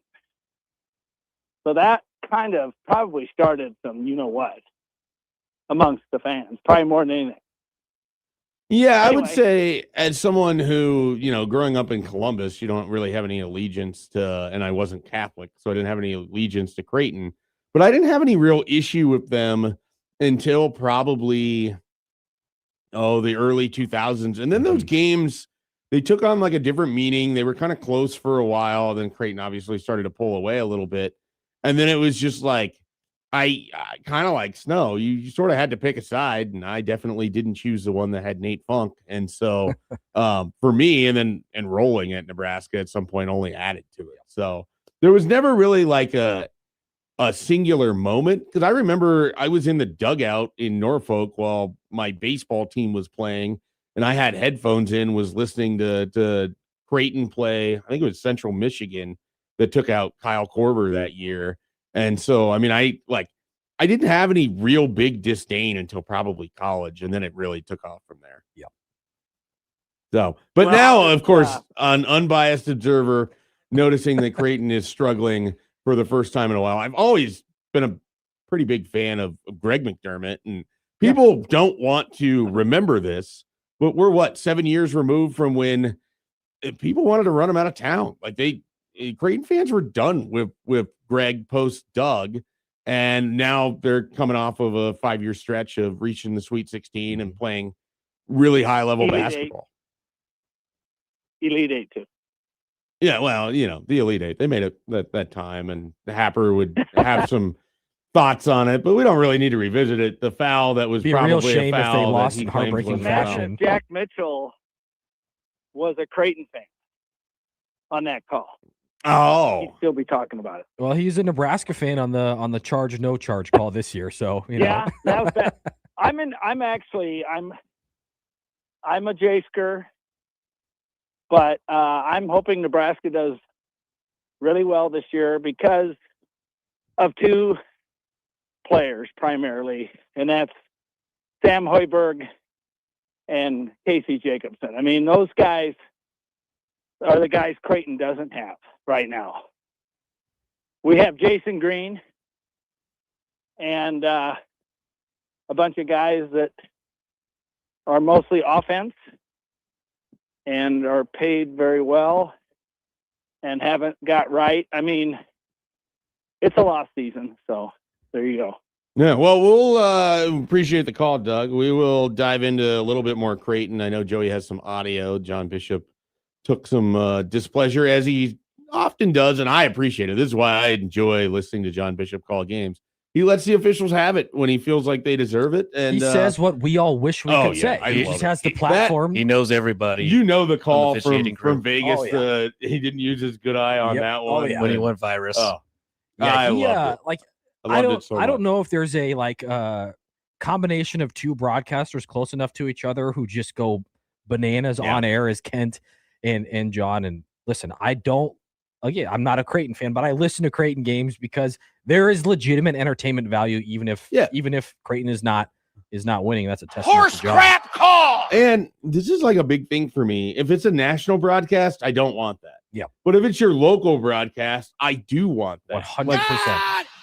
You can call it being a homer, you can call it whatever you want to call it, but like, I want the guy who's as emotionally invested calling the game as the fans that are watching it. I just also want him to be good at running through and Bishop's great at this. I mean, Bishop accelerates and nails the big moments, and the same with Kent Pavelka. Like, their ability to go from, being worked up over something that happened to getting you in and out of the action to then nailing the feeling and the scene and the emotion of the big moments. It's like a fullback running through the A-hole or the B-hole. And they give you hilarious That was moments an like all-time one from Yeah, the immediate last. Yeah, I mean, listen, if you listen to them and you're not a fan of the team, or like you're going up against it listening to Kent or John, you probably don't like their call. And that's a compliment to them because they make the fans of the team feel like they're a part of that broadcast too, because they're saying that they're yelling at their TV just as well. I just think like when you can tell that Bishop or Kent are annoyed by the quality of play on the court too. And it's like, you probably, when you're watching your team brick free throws and you hear Bishop basically say, if this game comes down to free throws, God help us all. Garbage. It's amazing. It truly is. Like, that was what my favorite thing until, we were blessed with the virus moment here for John earlier this year. So we'll have that a little bit more here this hour. We've got a couple minutes here. We won't dive fully into football, which I know there's going to be people very disappointed by. But I just want to where are you at with this team? Where are you at with this season? Where are you at with Nebraska football in 2026? There's a guy who doesn't have to talk about it every day, and you can get invested with the bulls and the barrel racing and everything else. Yeah. When you turn your attention to Nebraska football, what are you thinking about? What are you seeing? It's amazing what removing yourself from having to talk about Nebraska football every day does for your mental health. It is like a stay of execution. It was. I mean, I didn't know how badly. It's like when you have a toothache and you've had it for so long, and then you go and get it fixed. You didn't realize how bad it really hurt. Wow. That was my life because the years that I covered them, they were horrible. Well, yeah, it was the Mike Riley years, the start of Scott Frost. It was just all bad. So yeah, removing myself from it has been nice. I've long been a believer in what's going on in Lincoln up until there's just some very clear cracks. I mean, there's some issues that we probably don't see going on. And I went online and tweeted something after Eckler was first announced that he was leaving, and I'm like, this is a problem. Like, this is a guy that you should do everything you can to keep hold on to. And I know there were probably some things that he wanted that Nebraska just simply could not offer, and that's fine. But there haven't been a lot of hits on the hiring. I mean, that's the problem is when you've had Tony White and you've had Mike Eckler and they've been successful and then they're leaving, and it's like, well, you still have guys that haven't had success. I mean, that's the concern. That's why it feels huge that a Jeep Wade is really, really good.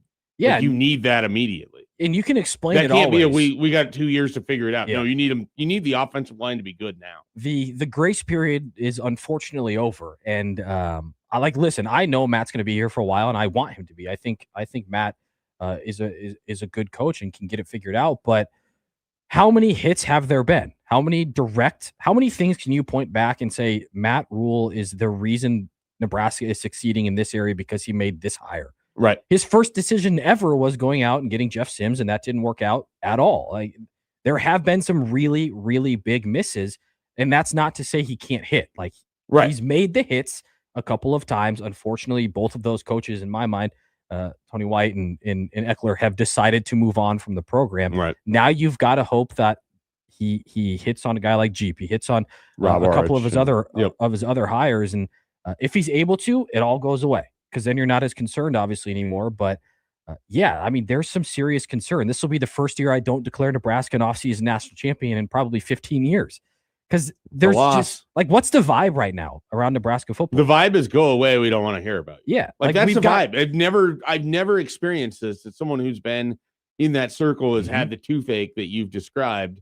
And it's not even, the same for me anymore as when I was covering it daily, and now I'm doing it with the radio. You can sort of view it and talk about it differently, but it's very much a, hey, we don't need to see or hear from you, which is fascinating because it's still massively important. And the biggest thing to me is I think Rule has shown that he can raise the floor, which is good, but it doesn't feel like the ceiling went up at all, which is bad.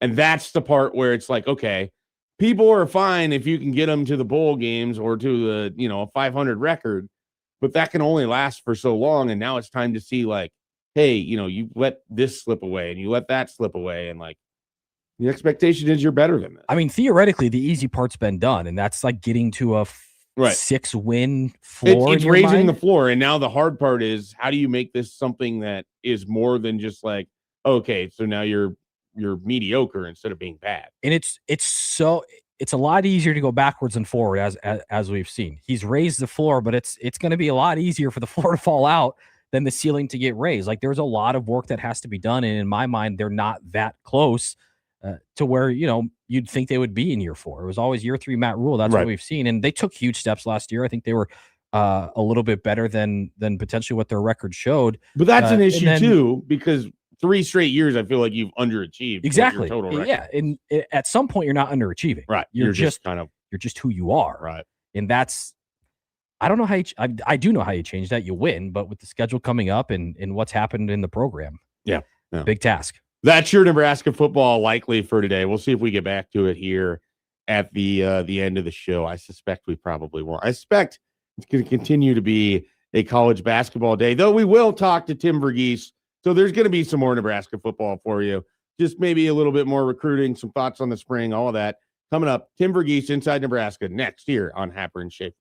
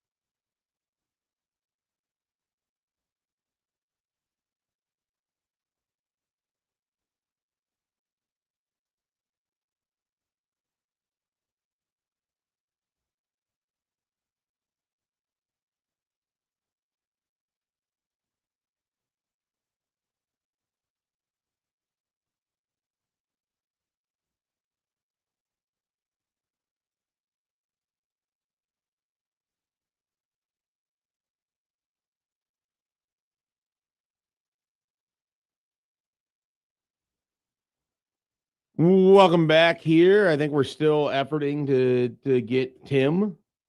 He's good to go. Oh, he's good to go. All right. Well, let's bring Tim on, who's Snow on the screen, which is what's throwing me off, I think, here. Tim, welcome to Schaefer and Snow. Michael Snow sitting in for Connor Happer today. How we doing? How was your weekend? Hey, can't complain. How about you guys?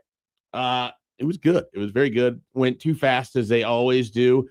I checked out a new spot here in Omaha. I'd never been to the Big Grove Brewery before. Yeah. That place is cool. That's that in the summer is going to be hopping. And so really enjoyed that. All right, Tim. So we are in a slow period, as you well know, for Nebraska football, but it's never really slow with what you have going on. I'm gonna put you a little bit on the spot. Who is the best player or best recruit, I should say, that Nebraska has an official visit set up with right now that you have an actual date for that you have reported? Yeah, I would say I think Juju Johnson's probably the one. Okay. I think there's a few that have gotten lined up. I think Jordan Agbanover is probably the other one that you would put in the conversation. But Juju Johnson, number 6 corner in the country, and I think we're talking about a player that's a little more than that, though. He's when he came to campus, he's kind of seen. He's not. I don't think he's this cycle's like Travis Hunter, but he's a guy that can play both sides of the ball. Nebraska, when he was on campus over the summer, they pitched him on, not just being a corner, a guy that can move around a little bit in Nebraska's secondary, but a guy that, can contribute pretty early on the special team side of things. He's pretty electric with the ball in his hands. Nebraska wants an opportunity to get him the ball in his hands. You see him kind of shine in that role on the 7-on-7 circuit, just, as a pass catcher. But really good corner. Has a lot of the tools you're looking for. Good athlete out of Long Beach Poly. Nebraska's battling Oklahoma. Some programs closer to home, UCLA, Washington in the mix, and some national powers as well. But I think at this point, just coming out of a busy stretch, of coaches on the road and some coaching changes elsewhere, I like where Nebraska stands there. They're the lone official visit that Johnson has in the books to date. Does getting a guy like Danny Odom as a 5-star corner, does it make it easier to get more talented defensive backs that are like, okay, if this guy's willing to go there might be something here? Because we're kind of at the point with Nebraska football where it's like, okay, we know that you need to get some high-level guys, but how do you convince them to come to Nebraska when they have all these other options? Because it's not like you're putting guys in the NFL at a really high clip, and it's not like you're winning a bunch of games, and it can't just be, oh, we have all this money. There's got to be an extra piece to it, and you think it usually has to be the salesmanship of somebody like Addison Williams or the defense, but could it also just be, hey, I see some other really talented dudes checking this out. Maybe I need to too. Yeah, some of it is Danny. You just saw over the weekend some news that broke was Kamari Whitfield, former Tennessee defensive back commit out of the same program as Danny Odom, First Academy down there in Orlando. A guy Nebraska's wanted to try and team up with Danny Odom and ideally with Devin Jackson as well, who was in the 26th class out of First Academy. But they wanted to pair Odom and Whitfield together. They actually offered him while the last time they were down there at First Academy. And so he's decommitted now and he's got a few official visits planned. Nebraska is now battling up against Florida and a few other programs, but has an official visit in the books. That is partly the Odom effect, partly the impact of Addison Williams. I don't think it's solely like, okay, Danny's looking at Nebraska or Nebraska just landed Danny Odom, I have to do it. I think it's less of that. Like corners and DBs in particular, there's an attitude that comes with playing that position. There's a confidence that comes with playing that position. I don't think just in general, these guys don't like to compare each other to each other, But what I do think is I just from what we've learned, from the play we saw from the unit last year under Addison Williams, the defense wasn't great, obviously, but the secondary, statistically and through a lot of the year, what was really good. And I think the play of that and also the relationships that Addison Williams built. I've heard, Juju Johnson's been one that's mentioned it before, but Aaron Washington, who's committed to USC, but Nebraska's still kind of battling for his commitment. Some of these corners, these aren't just Orlando guys or Florida guys that he's known forever. Like the DBs you talk to that have been recruited by Addison Williams for some time now, they speak very highly of the relationships he builds with them and how it goes beyond the football field, how, their conversations aren't about football anymore. It's about life. It's about like becoming a better person. And Addison kind of challenging these guys and holding these guys accountable. And so he does a really good job of connecting with these guys. And I think, the play of the unit and some of the success they've had early on in the recruiting trail under Williams has definitely got some guys. But I think it's a combination of everything, less than something of like, Danny Oda wants to be there. Maybe I need to give this program a second look. It's a little more than that, at least in my opinion. Tim, how is Nebraska it sounds kind of like a silly question, but finding all of this success on the recruiting trail? You keep mentioning they're battling against Oklahoma, against USC, against Alabama, these kind of teams. I guess the question I have from like an outsider's perspective who doesn't follow recruiting all that much is like, why? I mean, obviously money changes everything, but that 27 class, everybody continues to talk about being one of the better classes in the country. And this is a Nebraska team who on the field, they're not fighting very hard against these top tier programs. Why are they finding, or how are they finding so much success battling against them on the recruiting trail? Yes, some of it is money helps a lot just in terms of when you're battling up these programs and you are, Rule talks about having the money now, like you have the the finances to be a seat at the table, to be like one of these top contenders. Jordan Agbanoma, the top 5 interior line target, just announced his, top 5 schools. Nebraska's in that top 5 and set to get an official visit. There's ground to make up. Georgia, A&M are in that mix, but I think it speaks to Nebraska's financial situation and the interest that some of these national recruits have in Nebraska, that Nebraska's in that top 5. And I don't think they're running in 5th. I think they're running closer to the top of that group than they are to the bottom. But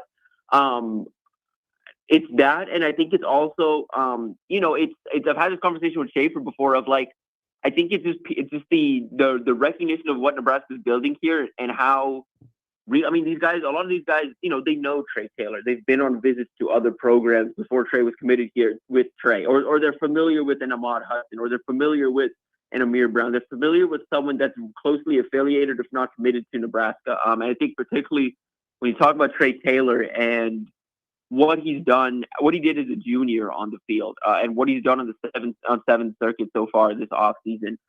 I just think in general, there's like a national recognition now from this 27 group of like, okay, well, this is a quarterback I'd like to play with. This is a guy I'd like to team up with. He's committed to the staff. He thinks they're building something special there. Let me give it a look. Let me see how real this is. And then on top of that, I in this day and age, facilities don't really facilities matter, and people kind of do this thing of like, okay, well, yeah, right now if you're a program and you need to figure out where to allocate money, don't allocate on new resources or like a new facility or anything. You need that money for talent. You need that money for NIL. But Nebraska invested this money in this facility right before all of this really got crazy. And so, guys come to town and they speak. Jordan Agbanoma said this. He's been to Georgia. He's been to Texas A&M. He's been to some of these top programs. And he claims Nebraska's got the best facilities in the country. And he's not the only one. Ahmad Hudson said that. Like some of these guys that have been to the best of the best, the top programs around the country, truly believe Nebraska has the best facilities in the country. And when you're elite, and when you're an elite athlete, and when you see the amount Nebraska's invested in recovery, into development, into all of that, you want to be a part. There's a natural draw to that. So when you put everything together, like the success on the field isn't there just yet, or and everyone obviously around here hopes it is coming, and I get that, but like there's a lot that this program can sell beyond the actual on-field success that is resonating with some of these top 27 recruits, and it has to do with the commits. It has to do with what the program itself has to offer. It has to do with the relationships some of these guys on staff are building with these guys, because that's an important part of this too. And then I think I think there's just a general belief too, in like, hey, like you can be a part of rebuilding. I think that message does resonate with guys. If you can be a part of rebuilding a program that was once successful, that is very popular, and that if you got this back up, I don't know. I can't speak to this necessarily, but I do wonder a little bit how much of it is guys saw the excitement around a Miami coming back, around, a USC starting to win 9-10 games again. And I think there's just some excitement of what would that look like if it happens at Nebraska. Yeah, well, I think there's a lot of fans that would Would love to know what it looks like if it starts happening at Nebraska. Yeah. And to that point, it would potentially involve the tight end, which might be, now that the fullback has kind of gone the way of the dodo bird in college football, the tight end might be the next most beloved Nebraska position once you maybe get past the offensive line. And Nebraska's chasing some really good ones in 2027. They signed Luke Sorensen in 2026, but might be going to another level with some of the top guys. We know about Ahmad Hudson. Can you tell me a little bit more about Cooper Terwilliger, who's up north in South Dakota? And then who else is kind of on the board here for Nebraska at that position in 2027? Yeah, so the ideal, I think, pairing for Nebraska in this 27 class is Ahmad Hudson and Cooper Terwilliger. And so Ahmad's just two elite tight ends would be a nice pairing. No doubt. No doubt. And we know what Hudson is, elite two-sport athlete is kind of a unicorn on the field just in terms of what he can do as a pass catcher and what he is. Again, I think the thing that I will continue to harp on with Ahmad Hudson is I don't think people recognize how good of an inline blocker he is and how natural he kind of is in that spot. With Terwilliger, there's a lot of that too, where he's a guy at Riggs High School out there in South Dakota. They build this last year, especially as he's continued to develop, they kind of scheme runs behind him because he's that extension of the run game. He's the guy that, you want to be kind of lead blocking for you. And he's a guy that takes a lot of pride in his blocking ability, but then watch him move around in space. He carries himself well for his frame. He can play pretty well outside of his frame. So a very functional mover with big features, a large catch radius, can go up and get it. I think some of that contested catch stuff for him is still developing. Some of the true route running nuance at the position is still developing, but you love a lot of the stuff that he already does in line, the length he brings to the position, and then what he can do with the ball in his hand. He's kind of a natural talent. They find ways in that program to just get him the ball, whatever that looks like, whether it's a short and figure out how to manufacture touches, because he's their best weapon, offensively. But I think both of those guys have that flexibility to kind of line up in line, work outside. It's like Luke Sorensen, and there isn't this, for either of these guys, there's not really a timeline to develop them. They can both play flex out wide and line up in the slot or line up out wide if they need to, but there's not really this runway period for them to learn how to play in line, to learn how to block, to learn how to work out of a 3-point stance or any of that. Behind those guys, you've seen a few names emerge.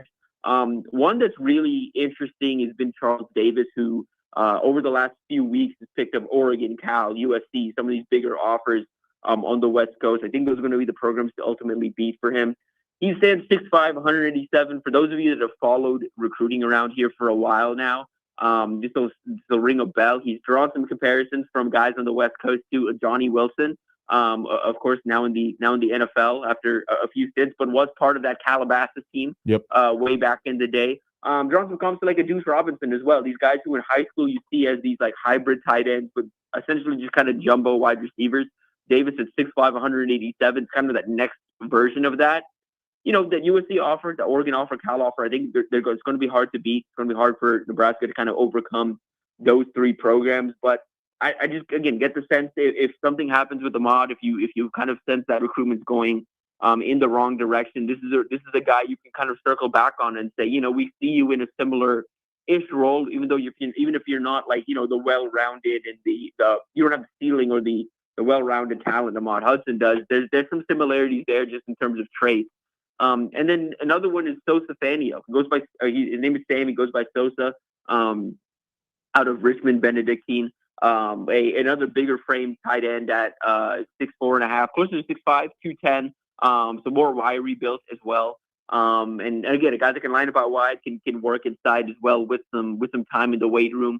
So again, I think these are the guys kind of lining up in case you miss out on one of these two. With Hudson, the top competitor today is going to be LSU. So pretty much until signing day, you're going to have to be wary of LSU. With Terwilliger, I really like Nebraska. I have a prediction in there for Nebraska. I would be quite wary of Penn State. And Notre Dame recently offered. But Iowa State under Matt Campbell was a top contender here. It just kind of felt like the draw of the Big Ten was going to be too much for Iowa State to stick around. Now Matt Campbell's at Penn State, and they got him on campus at the end of January. they're going to be a rising contender and a contender I'm going to keep a close eye moving forward. But that said, he grew up rooting for Nebraska. His mom's from Lincoln originally. He's been to Nebraska more than any other program. I think ultimately it's going to be hard for anyone to beat Nebraska in that recruitment. But again, I don't think either of these are open and shut type recruitments, far from it. So you've established a board behind it. The other name I would say to keep a really close eye on, because I think if they miss out on both Terwilliger or Hudson and things somehow go disastrous, the guy I think they go all in on is Tommy Douglas out of Princeton, the Hunt School, the son of Joe Douglas, a pretty popular tight end target in the Northeast. He's playing his recruitment very, very close to vest, but he did pop through campus last fall. He has a few other offers, has obviously had some big time attention. Alabama, Penn State, Notre Dame, Auburn, South Carolina, among those in the mix for him. But I think he's a guy who, if Nebraska strikes out a little bit or senses things are going wrong in the guys at the top of the board, he's a guy I could see them going all in on and potentially winning. They have those relationships in the Northeast and New Jersey in particular that I think could really help them out if they choose to kind of invest their attention in this recruitment. There's a lot in there. There's always a lot when we're talking about Tim Verghese. He is the best to do it. Of course, you can find his stuff at Inside Nebraska. Tim, have a great week ahead, and we'll catch you again next Monday. Yes, sir. Sounds great. All right. That was Tim Verghese, Inside Nebraska. Great stuff as always. We're going to take a quick timeout. When we come back, finally, 1620, the home of the Jays. We'll talk about Creighton's latest loss. We'll have some audio. We'll have producer Joey walk us through what happened against Villanova on Saturday.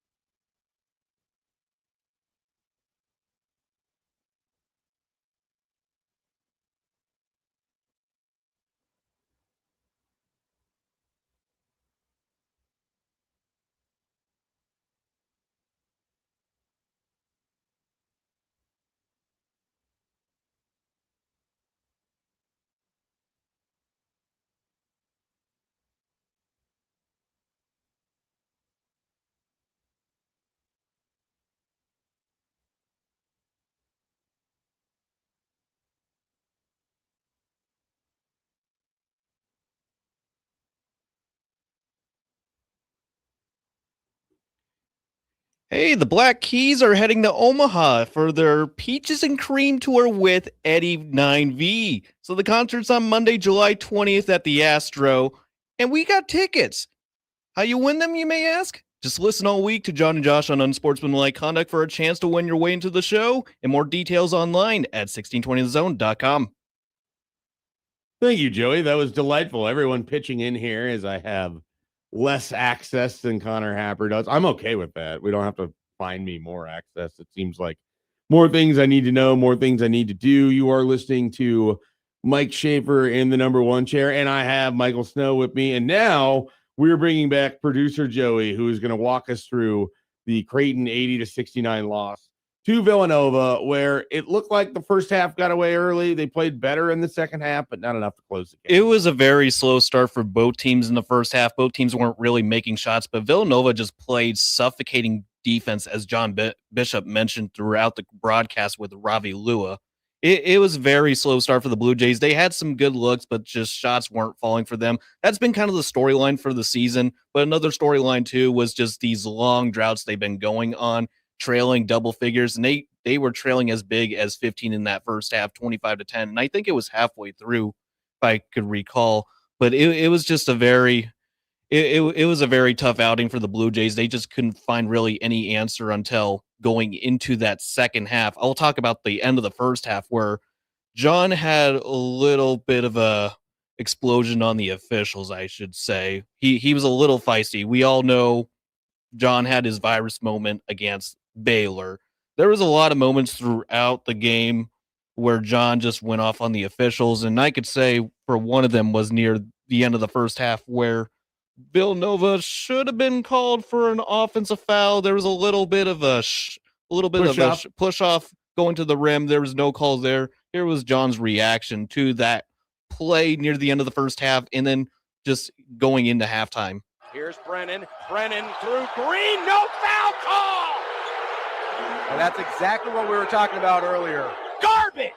Where Brennan ends up pushing guys all the time and nothing gets called. He even extended the arm on that one. Open your damn eyes. 15 seconds left as Mack is giving Tim Smith an earful. Shot is up. It is no good. And the rebound pulled down by Villanova. And that ends the first half. And a terrible, terrible call. Non-call at the end of that first half. And Craig McDermott is staring laser beams into Tim Smith right now. And he is heating him up, and rightfully so. So yeah, that was going into halftime, as John mentioned. Mac was staring down at one of the officials, rightfully so. But it was a whole lot of Villanova physicality throughout the game. Creighton couldn't really match it. I mean, the whole storyline is don't have really a top five guy at the center spot. The elephant in the room is obviously Ryan Kalkbrenner not being on the team. I mean, he was there with Baylor Shireman for the alumni night. And I mentioned this to Matt McMaster on Blue Jay Overtime. The two guys they really miss, which are consistent players who are in the NBA thriving at their respective teams, Baylor Shireman on the Boston Celtics, and then Ryan Kalkbrenner, the 4-time Big East Defensive Player of the Year. We saw Owen Freeman started in that game against the Wildcats. He was there for only 5 minutes, and then Mac made the substitution to take him out, and they went a little bit of a smaller lineup. But looking at the stats, Jason Green had a very tough outing against Villanova, just matching up with Duke Brennan, who had a phenomenal game, recording a double-double, 8 for 9 shooting, 12 rebounds. He was just all over the place for the Wildcats, but Jason Green only got 5 points, only had 6 shot attempts from there, got 11 rebounds, 4 assists. But I mentioned Owen Freeman not really scoring. He had 5 minutes, and we saw a bit of Kareem Conan in that second half. He only had 7 minutes, 3 points, 1 for 2 shooting. But I mentioned this before, but it was just a tough outing for the Blue Jays. They shot 8 for 27 from behind the arc. Isaac Trout had a lot of good looks in that first half, just could not get them to fall through. And Trout's played from the bench where Freeman was starting. But Dix had a pretty solid day. And don't forget, the day before that game, they had the funeral of his mother. Yeah. So it was a very, very tough turnaround for him. But he tallied 14 points, a great performance from him, 6 for 12 shooting. 1 for 3 from behind the arc. Nick Graves in the second half kind of got the Blue Jays back into the single digits in terms of deficit, but just every time they got to that point, Villanova found an answer, and they just poured it on the Blue Jays, and that's where the result was 80-69 Villanova. Hey, so just real quickly, Joey, as we kind of finish this up, because it is kind of fascinating. Villanova is 20-5. They have the one loss to Creighton. The rest of their losses are to the 4 best teams they played this year.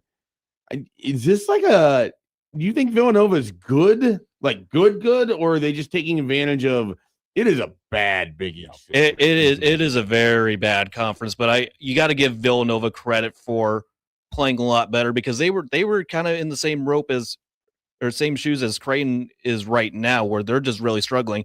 Yeah, and they had a different head coach in Kyle Neptune. They let him go. They brought in Willard, who very good. He's known for doing a great job in the Big East. Hated in Maryland. He's never allowed back in the state of Maryland.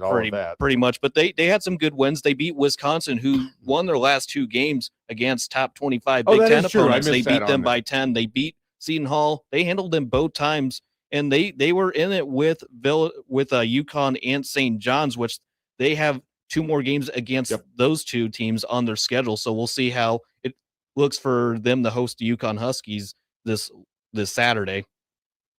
Yeah, but I was going to talk about the standings because Creighton right now is sitting at that 5 spot by itself. Seton Hall won their game yesterday, so they're alone in that 4 spot. But Creighton, it's going to be a tough outing for them in these last 5 games. You got these next 2 games on the road against UConn and St. John's, and then you got their final 2 home games against DePaul, Providence, and then before going out to Butler for the wrap of their Big East schedule. But there's a possibility where Creighton, I mean, let's be honest, they drop these next 2 games. These final 3 games are going to be real important for the Blue Jays if they want to avoid playing that first day, because most of the teams below them in the standings, they either play St. John's or UConn once, or they don't play them at all. And Creighton's got 2 of those games against the top 2 teams in that conference. Yeah, it's stacked up. So you have Creighton at 7 and 8, they're 5th. And then you have Xavier, DePaul, Georgetown, all 5 and 9. Then Butler, Providence, and Marquette, all 4 and 11. And a bunch of those teams play each other. So it's one of those where Creighton could take advantage if they all just kind of eat each other alive, even if they still have to try to survive with both St. John's and with UConn on the schedule. All right, we are going to take a quick timeout. We'll come back. Final hour coming up here. Michael Bruntz will be joining in a little bit. We'll talk to him about Nebraska baseball's torrid start. And, of course, we're going to talk more college basketball. That's kind of just been the theme of the day. We're going to get back into a little Big Ten talk and kind of see what has to happen, what needs to happen for Nebraska to survive and be a top 4 seed and get that very important double bye.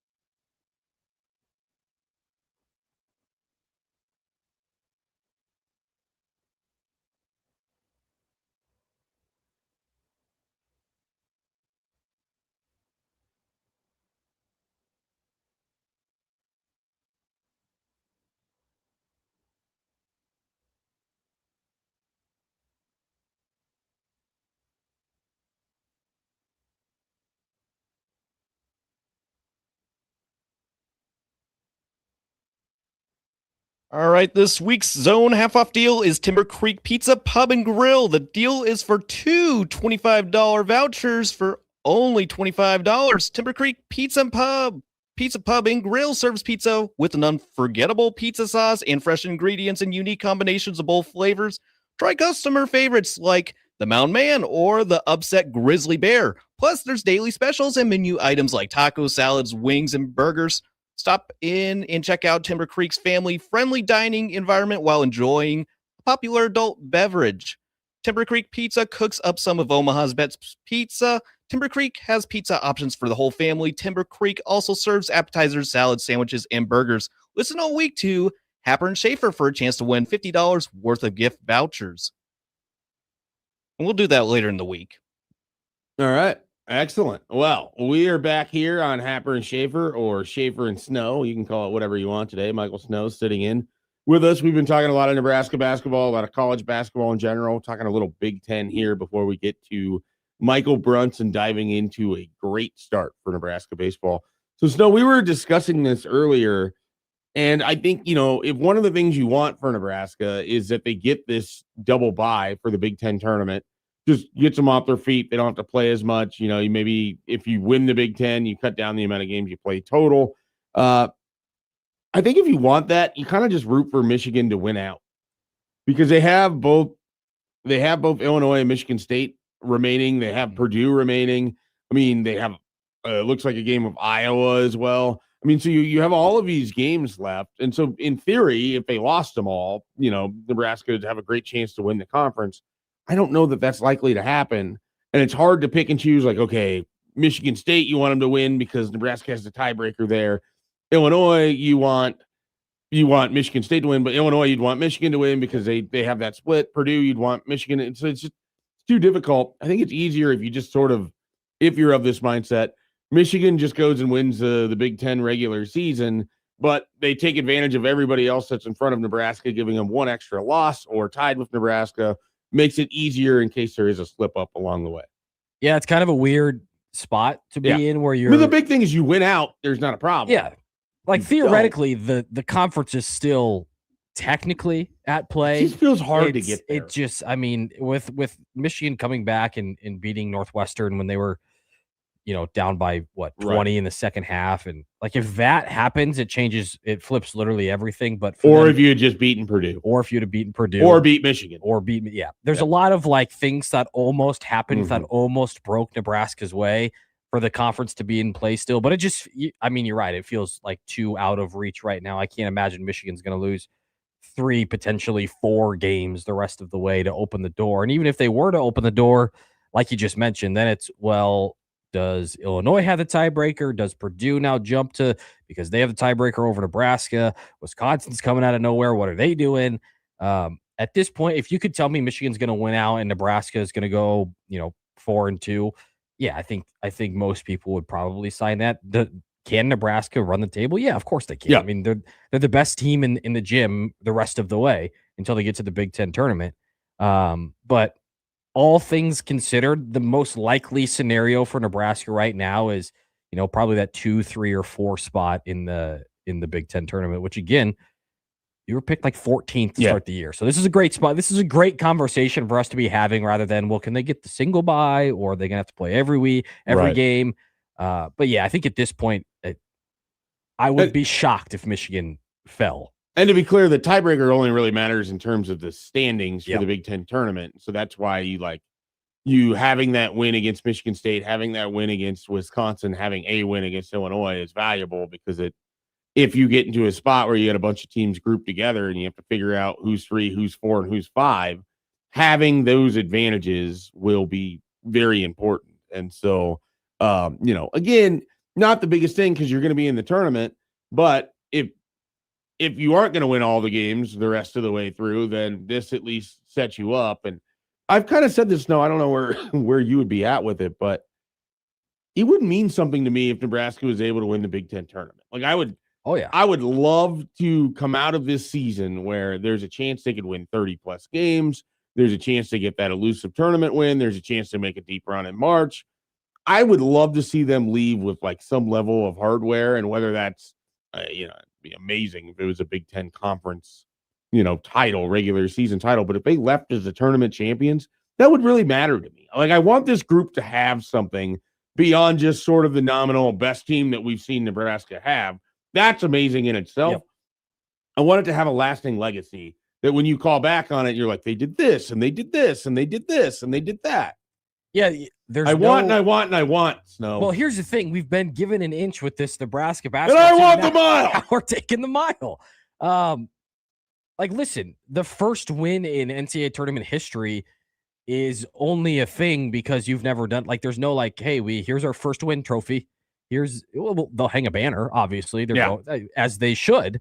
But yeah, I mean, it'd be now winning the Big Ten tournament comes with a couple of other things. It comes with you being probably the top 2 seed, maybe the number 2 seed overall. You play yourself into a better position in the NCAA tournament. But last year, ending it with something was awesome. Yeah. Who knows what happens this year? Obviously, you're never changing a single detail of anything that's happened over the past 2 years with Nebraska basketball because it's leading to this. But it was just fun to leave last year with something. Didn't mean anything to literally anybody other than Nebraska fans. No, right. Nobody cared. But for us and for Nebraska fans, it was really exciting to have something at the end of the year to look back at. Now there's a lot more stakes to it. If you go out and you win the Big Ten tournament, which this team is capable of doing, yes, you have the hardware, and now all of a sudden you're in a 15-2 matchup and feeling really good about where things are going over the next couple of weeks in March. Yeah, we'll see kind of how it all plays out with these teams as they stack up with each other. There's a game, the last game of the season for Purdue and Wisconsin, where they play each other that feels like a bit of a potential knockout game for that 4 or 5 line, depending on how it goes for Michigan State and everyone else. But that should be a lot of fun. Speaking of fun, Nebraska baseball, just getting it going early, already 3-0 on the season. We're going to welcome in Michael Bruntz here when we come back, and he's going to tell us what's happening, how sustainable it is, and why they're already getting run rule wins in their first couple games of the season with Nebraska baseball on a bit of a heater down there in Phoenix.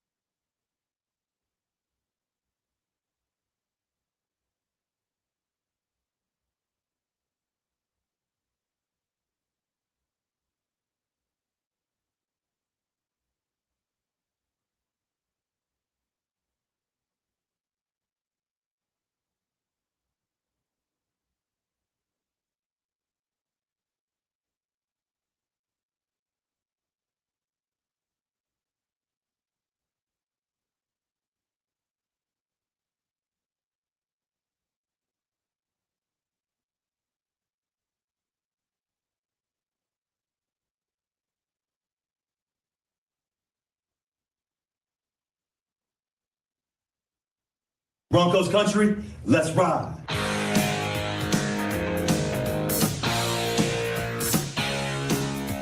The Bronx is back in town. The Bronx is back in town. I said the Bronx is back in town. The Bronx is back in town. The Bronx is back in town. The Bronx is back in town. The Bronx is back in town. The Bronx is back in town. Michael Brooks, Husker 24/7 on Happer and Schaefer, 1620 The Zone. It is incredible knowing that every time I get to talk to my friend Michael Brunts on air, it'll come after Joey's warbling there of the Brunts is back in town. And we welcome another Michael onto this show as he joins me, Mike Schaefer, Michael Snow, Michael Brunts, all the Mikes, all the Michaels. Brunts, how we doing? About what's going on. We are basking in the afterglow of Nebraaka baseball. 3-0 start. Run ruling teams, some good pitching, some timely hitting. Are we sure that it's being a Northern baseball team is a bad thing? It doesn't seem like they needed any extra time to get the kinks out. It's interesting. The first two matchups, and this is the benefit of scheduling this way, I guess. No, I mean, Nebraska wasn't fully in control of this, but Nebraska, the first two games out, was actually the Southern team. Yeah, that's true. I think UConn hadn't been outside before they got to Arizona. And I think Northeastern was, similarly bound inside by the Northeastern weather. So Nebraska had the advantage there. But yeah, I mean they're just bludgeoning teams right now, hitting almost 400 as a team. The pitching's been pretty good, and the defense to this point has been pretty good too, right out of the gate. So best start, or first 3-0 start since 2005. Oh, what happened with that team? They could play a little baseball. And you've got a 10-year major league pitcher as your midweek guy. That's not bad. So they get a commitment from a younger Simakaitis, and now they have a stat that brings them back to the older Simakaitis. Am I to understand this? I believe that's your full circle moment. You get the Simakaitis nephew committed, and now they're playing like Joe's out there managed shortstop. Wow, Uncle Joe. This is incredible stuff. So obviously, who knows what this exactly means, but it's great to see Nebraska start fast. What part of this is, I guess, most impressive to you as they've done it? Is it just that the hitting has been on point, or that this pitching has kind of just settled right in? I mean, they've done very well over their first three games. Yeah, no, I mean, I think last week we kind of talked about just how balanced the team seemed on paper, and I think the lineup is probably the noteworthy thing because you go back to last year, middle of March, and Nebraska's hitting 220 as a team, and going into the offseason, they wanted to add a little bit more pop. They wanted to be a little bit more of a pesky team 1 through 9 in the lineup. And, through 3 games, a very small sample size, that's exactly what you're getting. I mean, you've got Case Anderson heading over 600 right now. Will Jeske's heading over 600. Dylan Carey has shown the extra base pop that you were hoping that he would as a senior. Joshua Overbeek, same way. I mean, I think he's hitting right around 500. So, the guys that were in the middle of that lineup that you were having to kind of count on this year, you knew you were going to count on, have so far, done pretty well, and they've been able to find big innings. And I mean, you watch enough baseball. I mean, you score 3-4 runs in an inning, that makes everybody feel pretty good.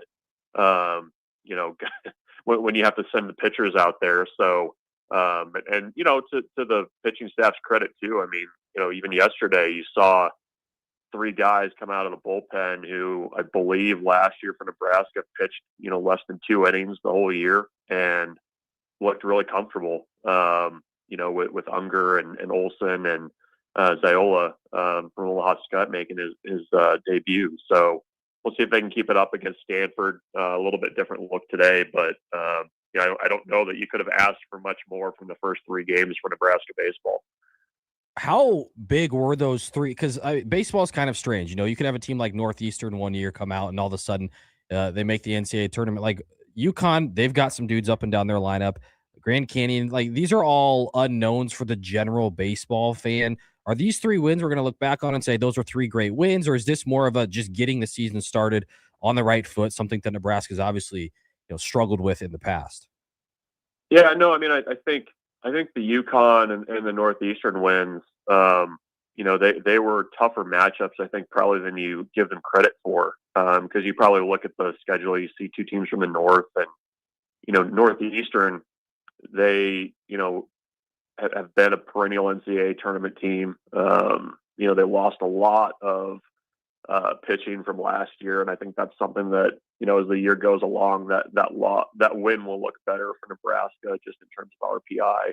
And UConn, had been in the tournament 6 straight years, and probably should have been last year had Nebraska not stolen a bid in the Big Ten baseball tournament. So, I think both of those will end up being good wins, by the end of the year, and one that will certainly help Nebraska in postseason conversation. But yeah, I mean, Grand Canyon's been kind of up and down, and they're turning over a significant amount of their roster, but is again a team that's been pretty strong. So next week in Texas, Nebraska is going to see the blue blood type schools that are certainly going to get your attention more. But I do think by the end of the year, the Northeastern and UConn wins will end up looking pretty good for the metrics, just because they've historically been a strong team, even though maybe they don't have the kind of team name recognition of a team from the South.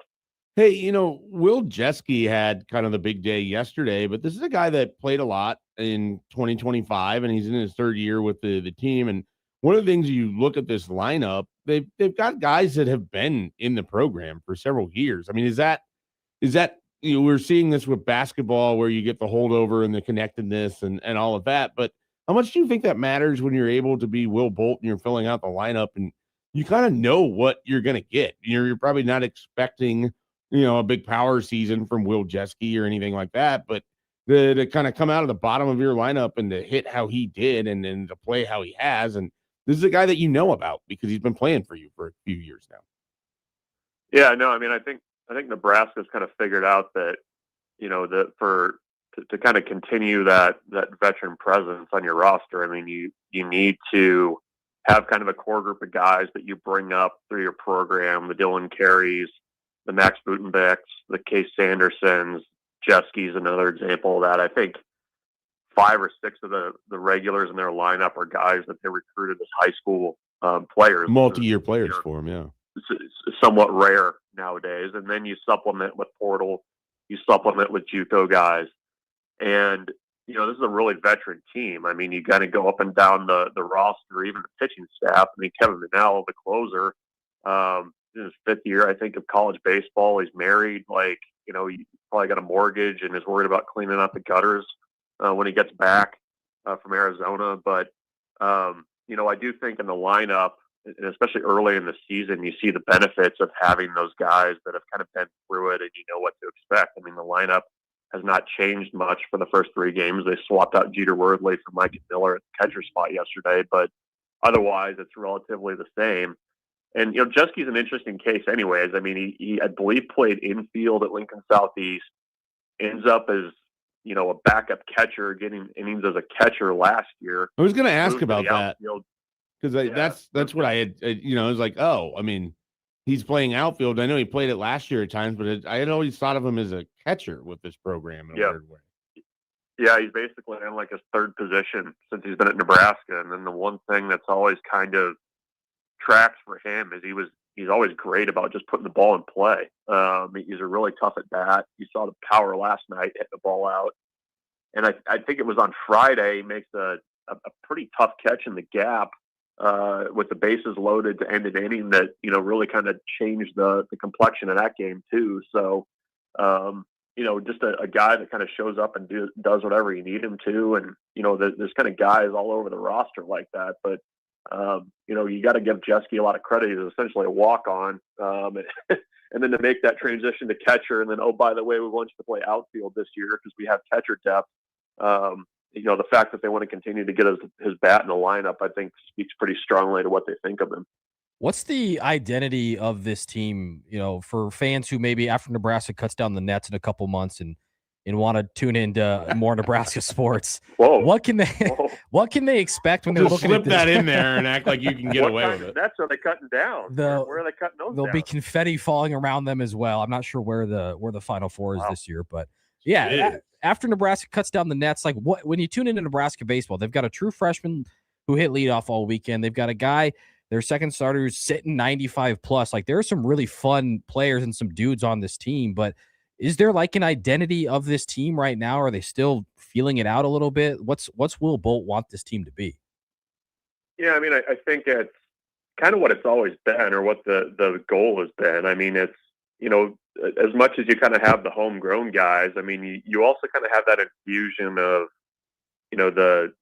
the JUCO guys that are kind of that like blue collar approach and just kind of just play really hard. Like, I think that's what they would say they're, kind of what they want the feel of the team to be. And I think it's, like I said, I think it's a nice mix of veterans that have been through it, that, have won 2 Big Ten tournament championships and kind of understand what that means. You've got guys that are coming out of the JUCO ranks that are, pretty hungry. And I mean, even look at, guys that they got out of the portal. I mean, it's not like they're out there, splashing checks to get guys to come to Nebraska. I mean, you've got, Jet Buck, who's hitting in the middle of the lineup, that was at Washburn in Kansas, grew up racing dirt bikes, and definitely kind of has that approach on the field. I mean, Cole Kitchens was at Southern Indiana. I mean, these aren't like, the premier places these guys are coming out of. So I think there's that little bit of edge. I think you've kind of seen that approach in the lineup through the first 3 games. I mean, a lot of it's been done with 2 outs. They've been really competitive, and I think that's kind of how they see things going. And, you mentioned the pitching staff. I mean, it also helps when you've got Ty Horn and Carson Yassa on Fridays and Saturdays that have, like, legitimate draftable stuff, mid-90s with good secondary pitches. So it has the potential to be a pretty fun team this year. I mean, I think, everybody's excited about the 3-0 start, and for good reason. You got to keep it rolling, but it's got the potential to be a pretty fun team this year, I think. To keep it rolling, they get Stanford here a little bit later today, 2:00. You can catch it on MLB.com. What do we know for Nebraska's 4th game in this set? And then as you kind of look ahead, you got Louisville, you got Florida State, and a 3-game set with Auburn all this month to go. Like, it continues to stay pretty tough for Will Bolt in the non-con. Yeah. I mean, that's like what I said. I mean, I think you can appreciate the start, but there's a lot of work left before you even see this team in Lincoln. So they've been battling a bit of the bug, or the little sickness. Cooper Katsky was supposed to start on Sunday. He was sick. They moved up Gavin Blackowitz to start yesterday.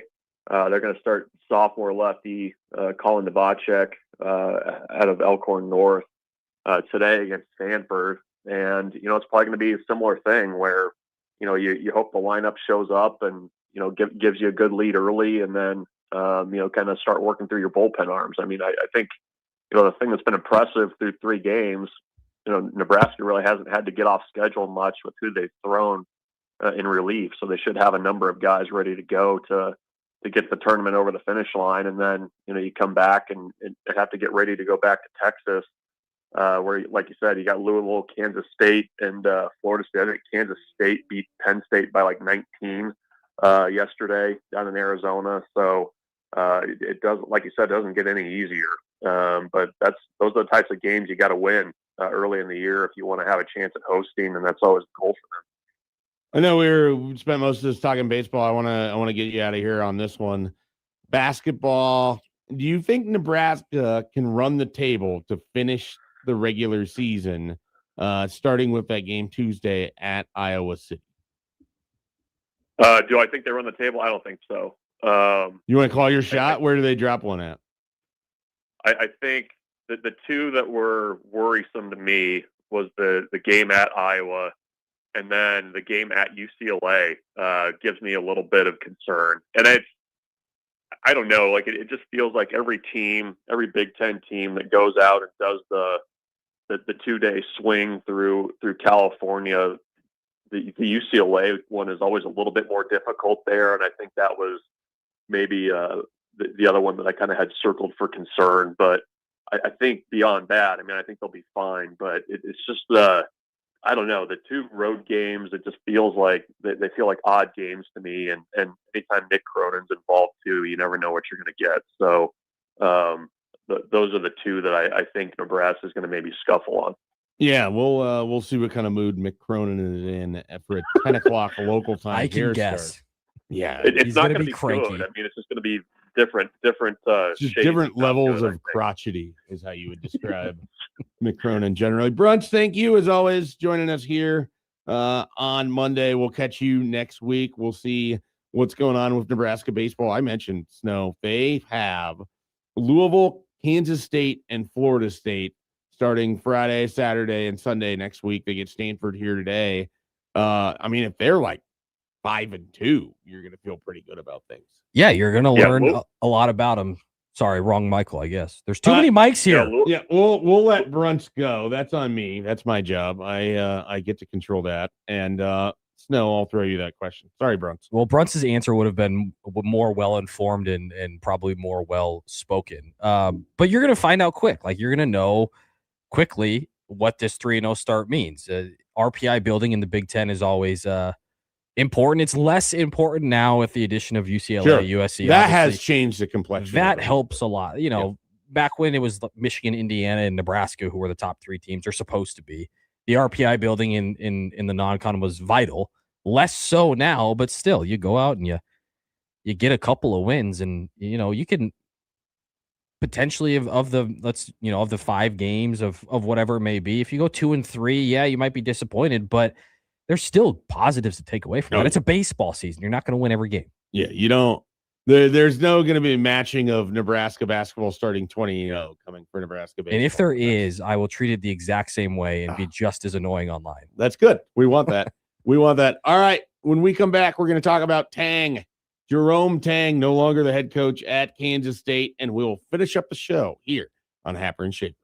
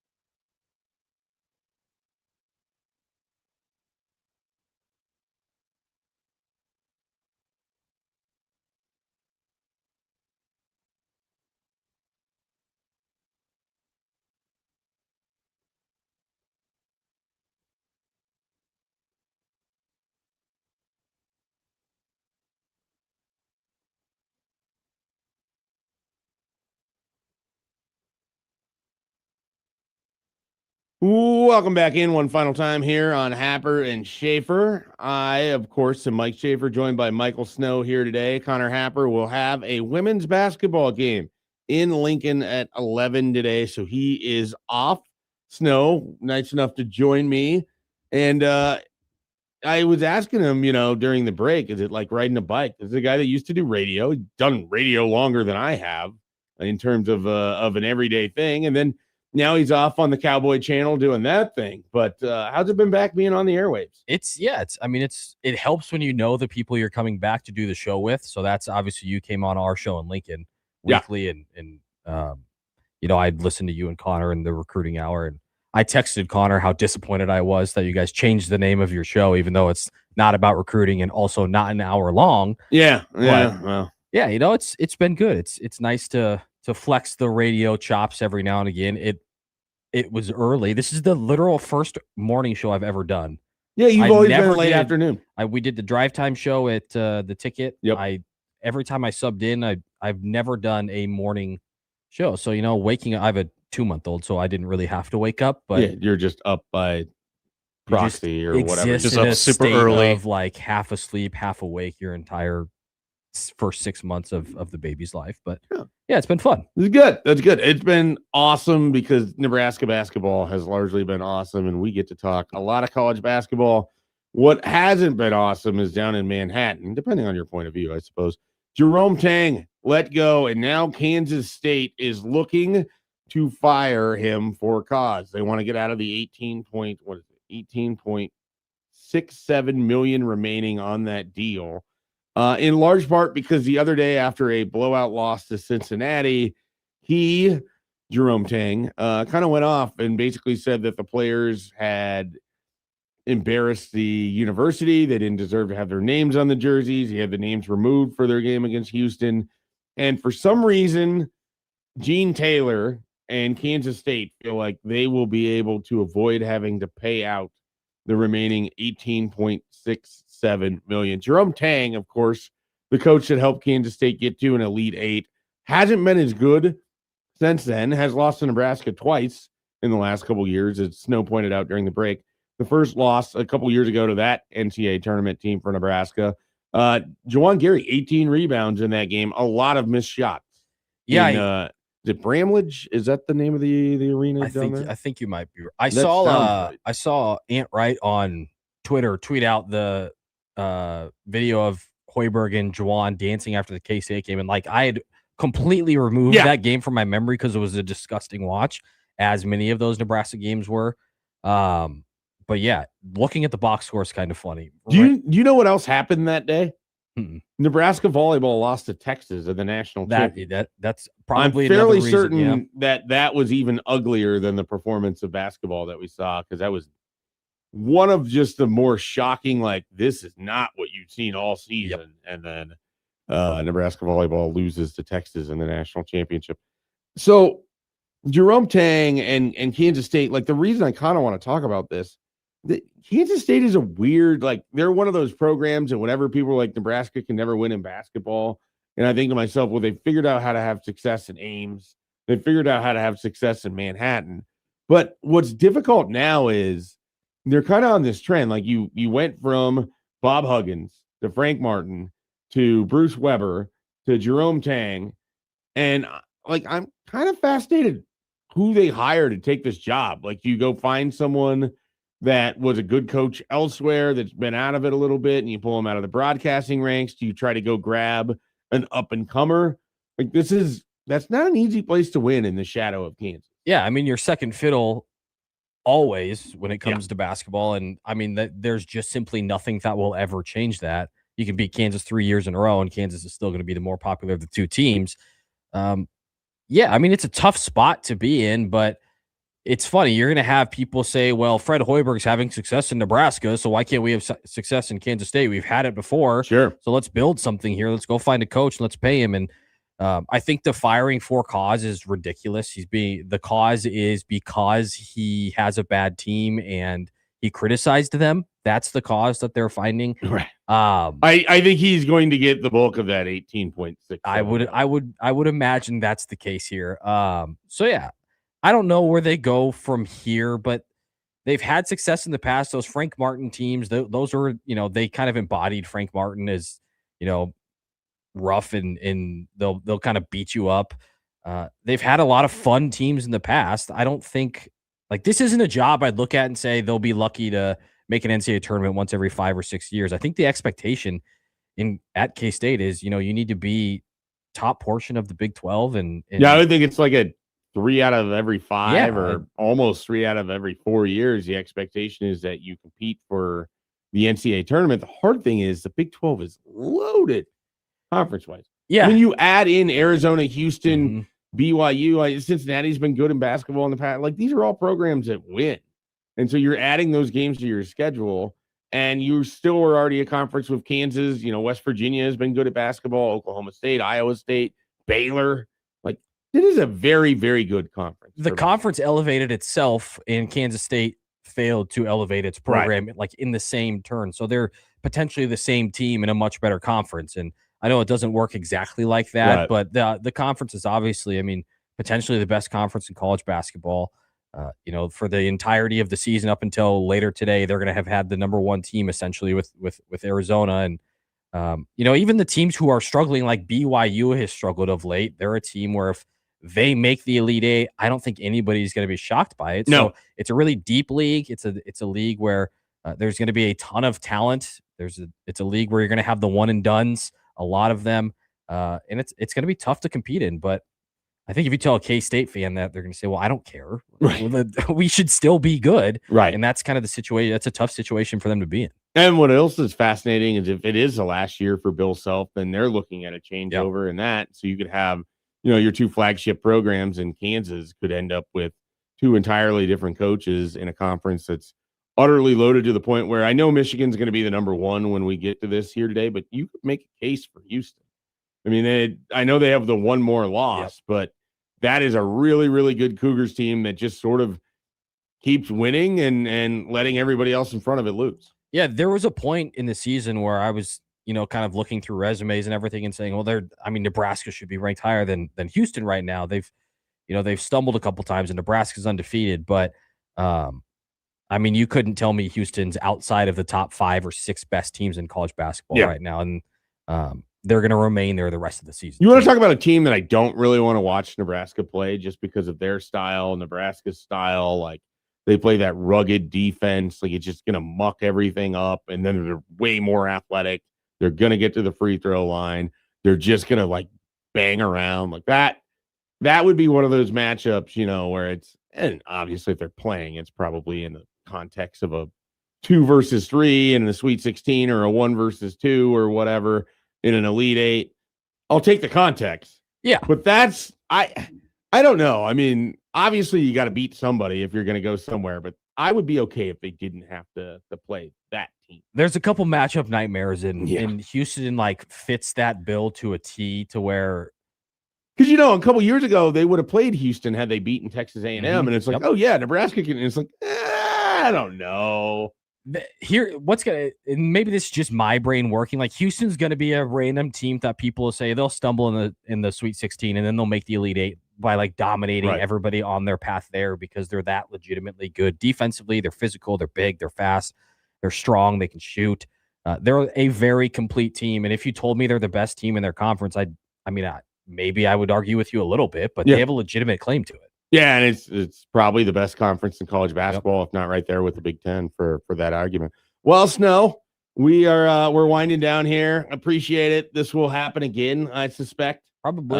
So I really appreciate you joining here. I appreciate everyone putting up with all the Mikes and Michaels and with the apostrophes and everything that we've had on this show. Joey, thanks for diving in, doing a little bit extra, helping carry the water here as we get this to the finish line. But that's what I'm here for. We'll be back on Tuesday. We'll have our normal Tuesday guest. Happer will be back. Mitch Sherman. We'll have Jacob Padilla. It'll be great. This is great, by the way. This is great. This is amazing. This is amazing. The crossover with Matt McMaster is next. It's Happer.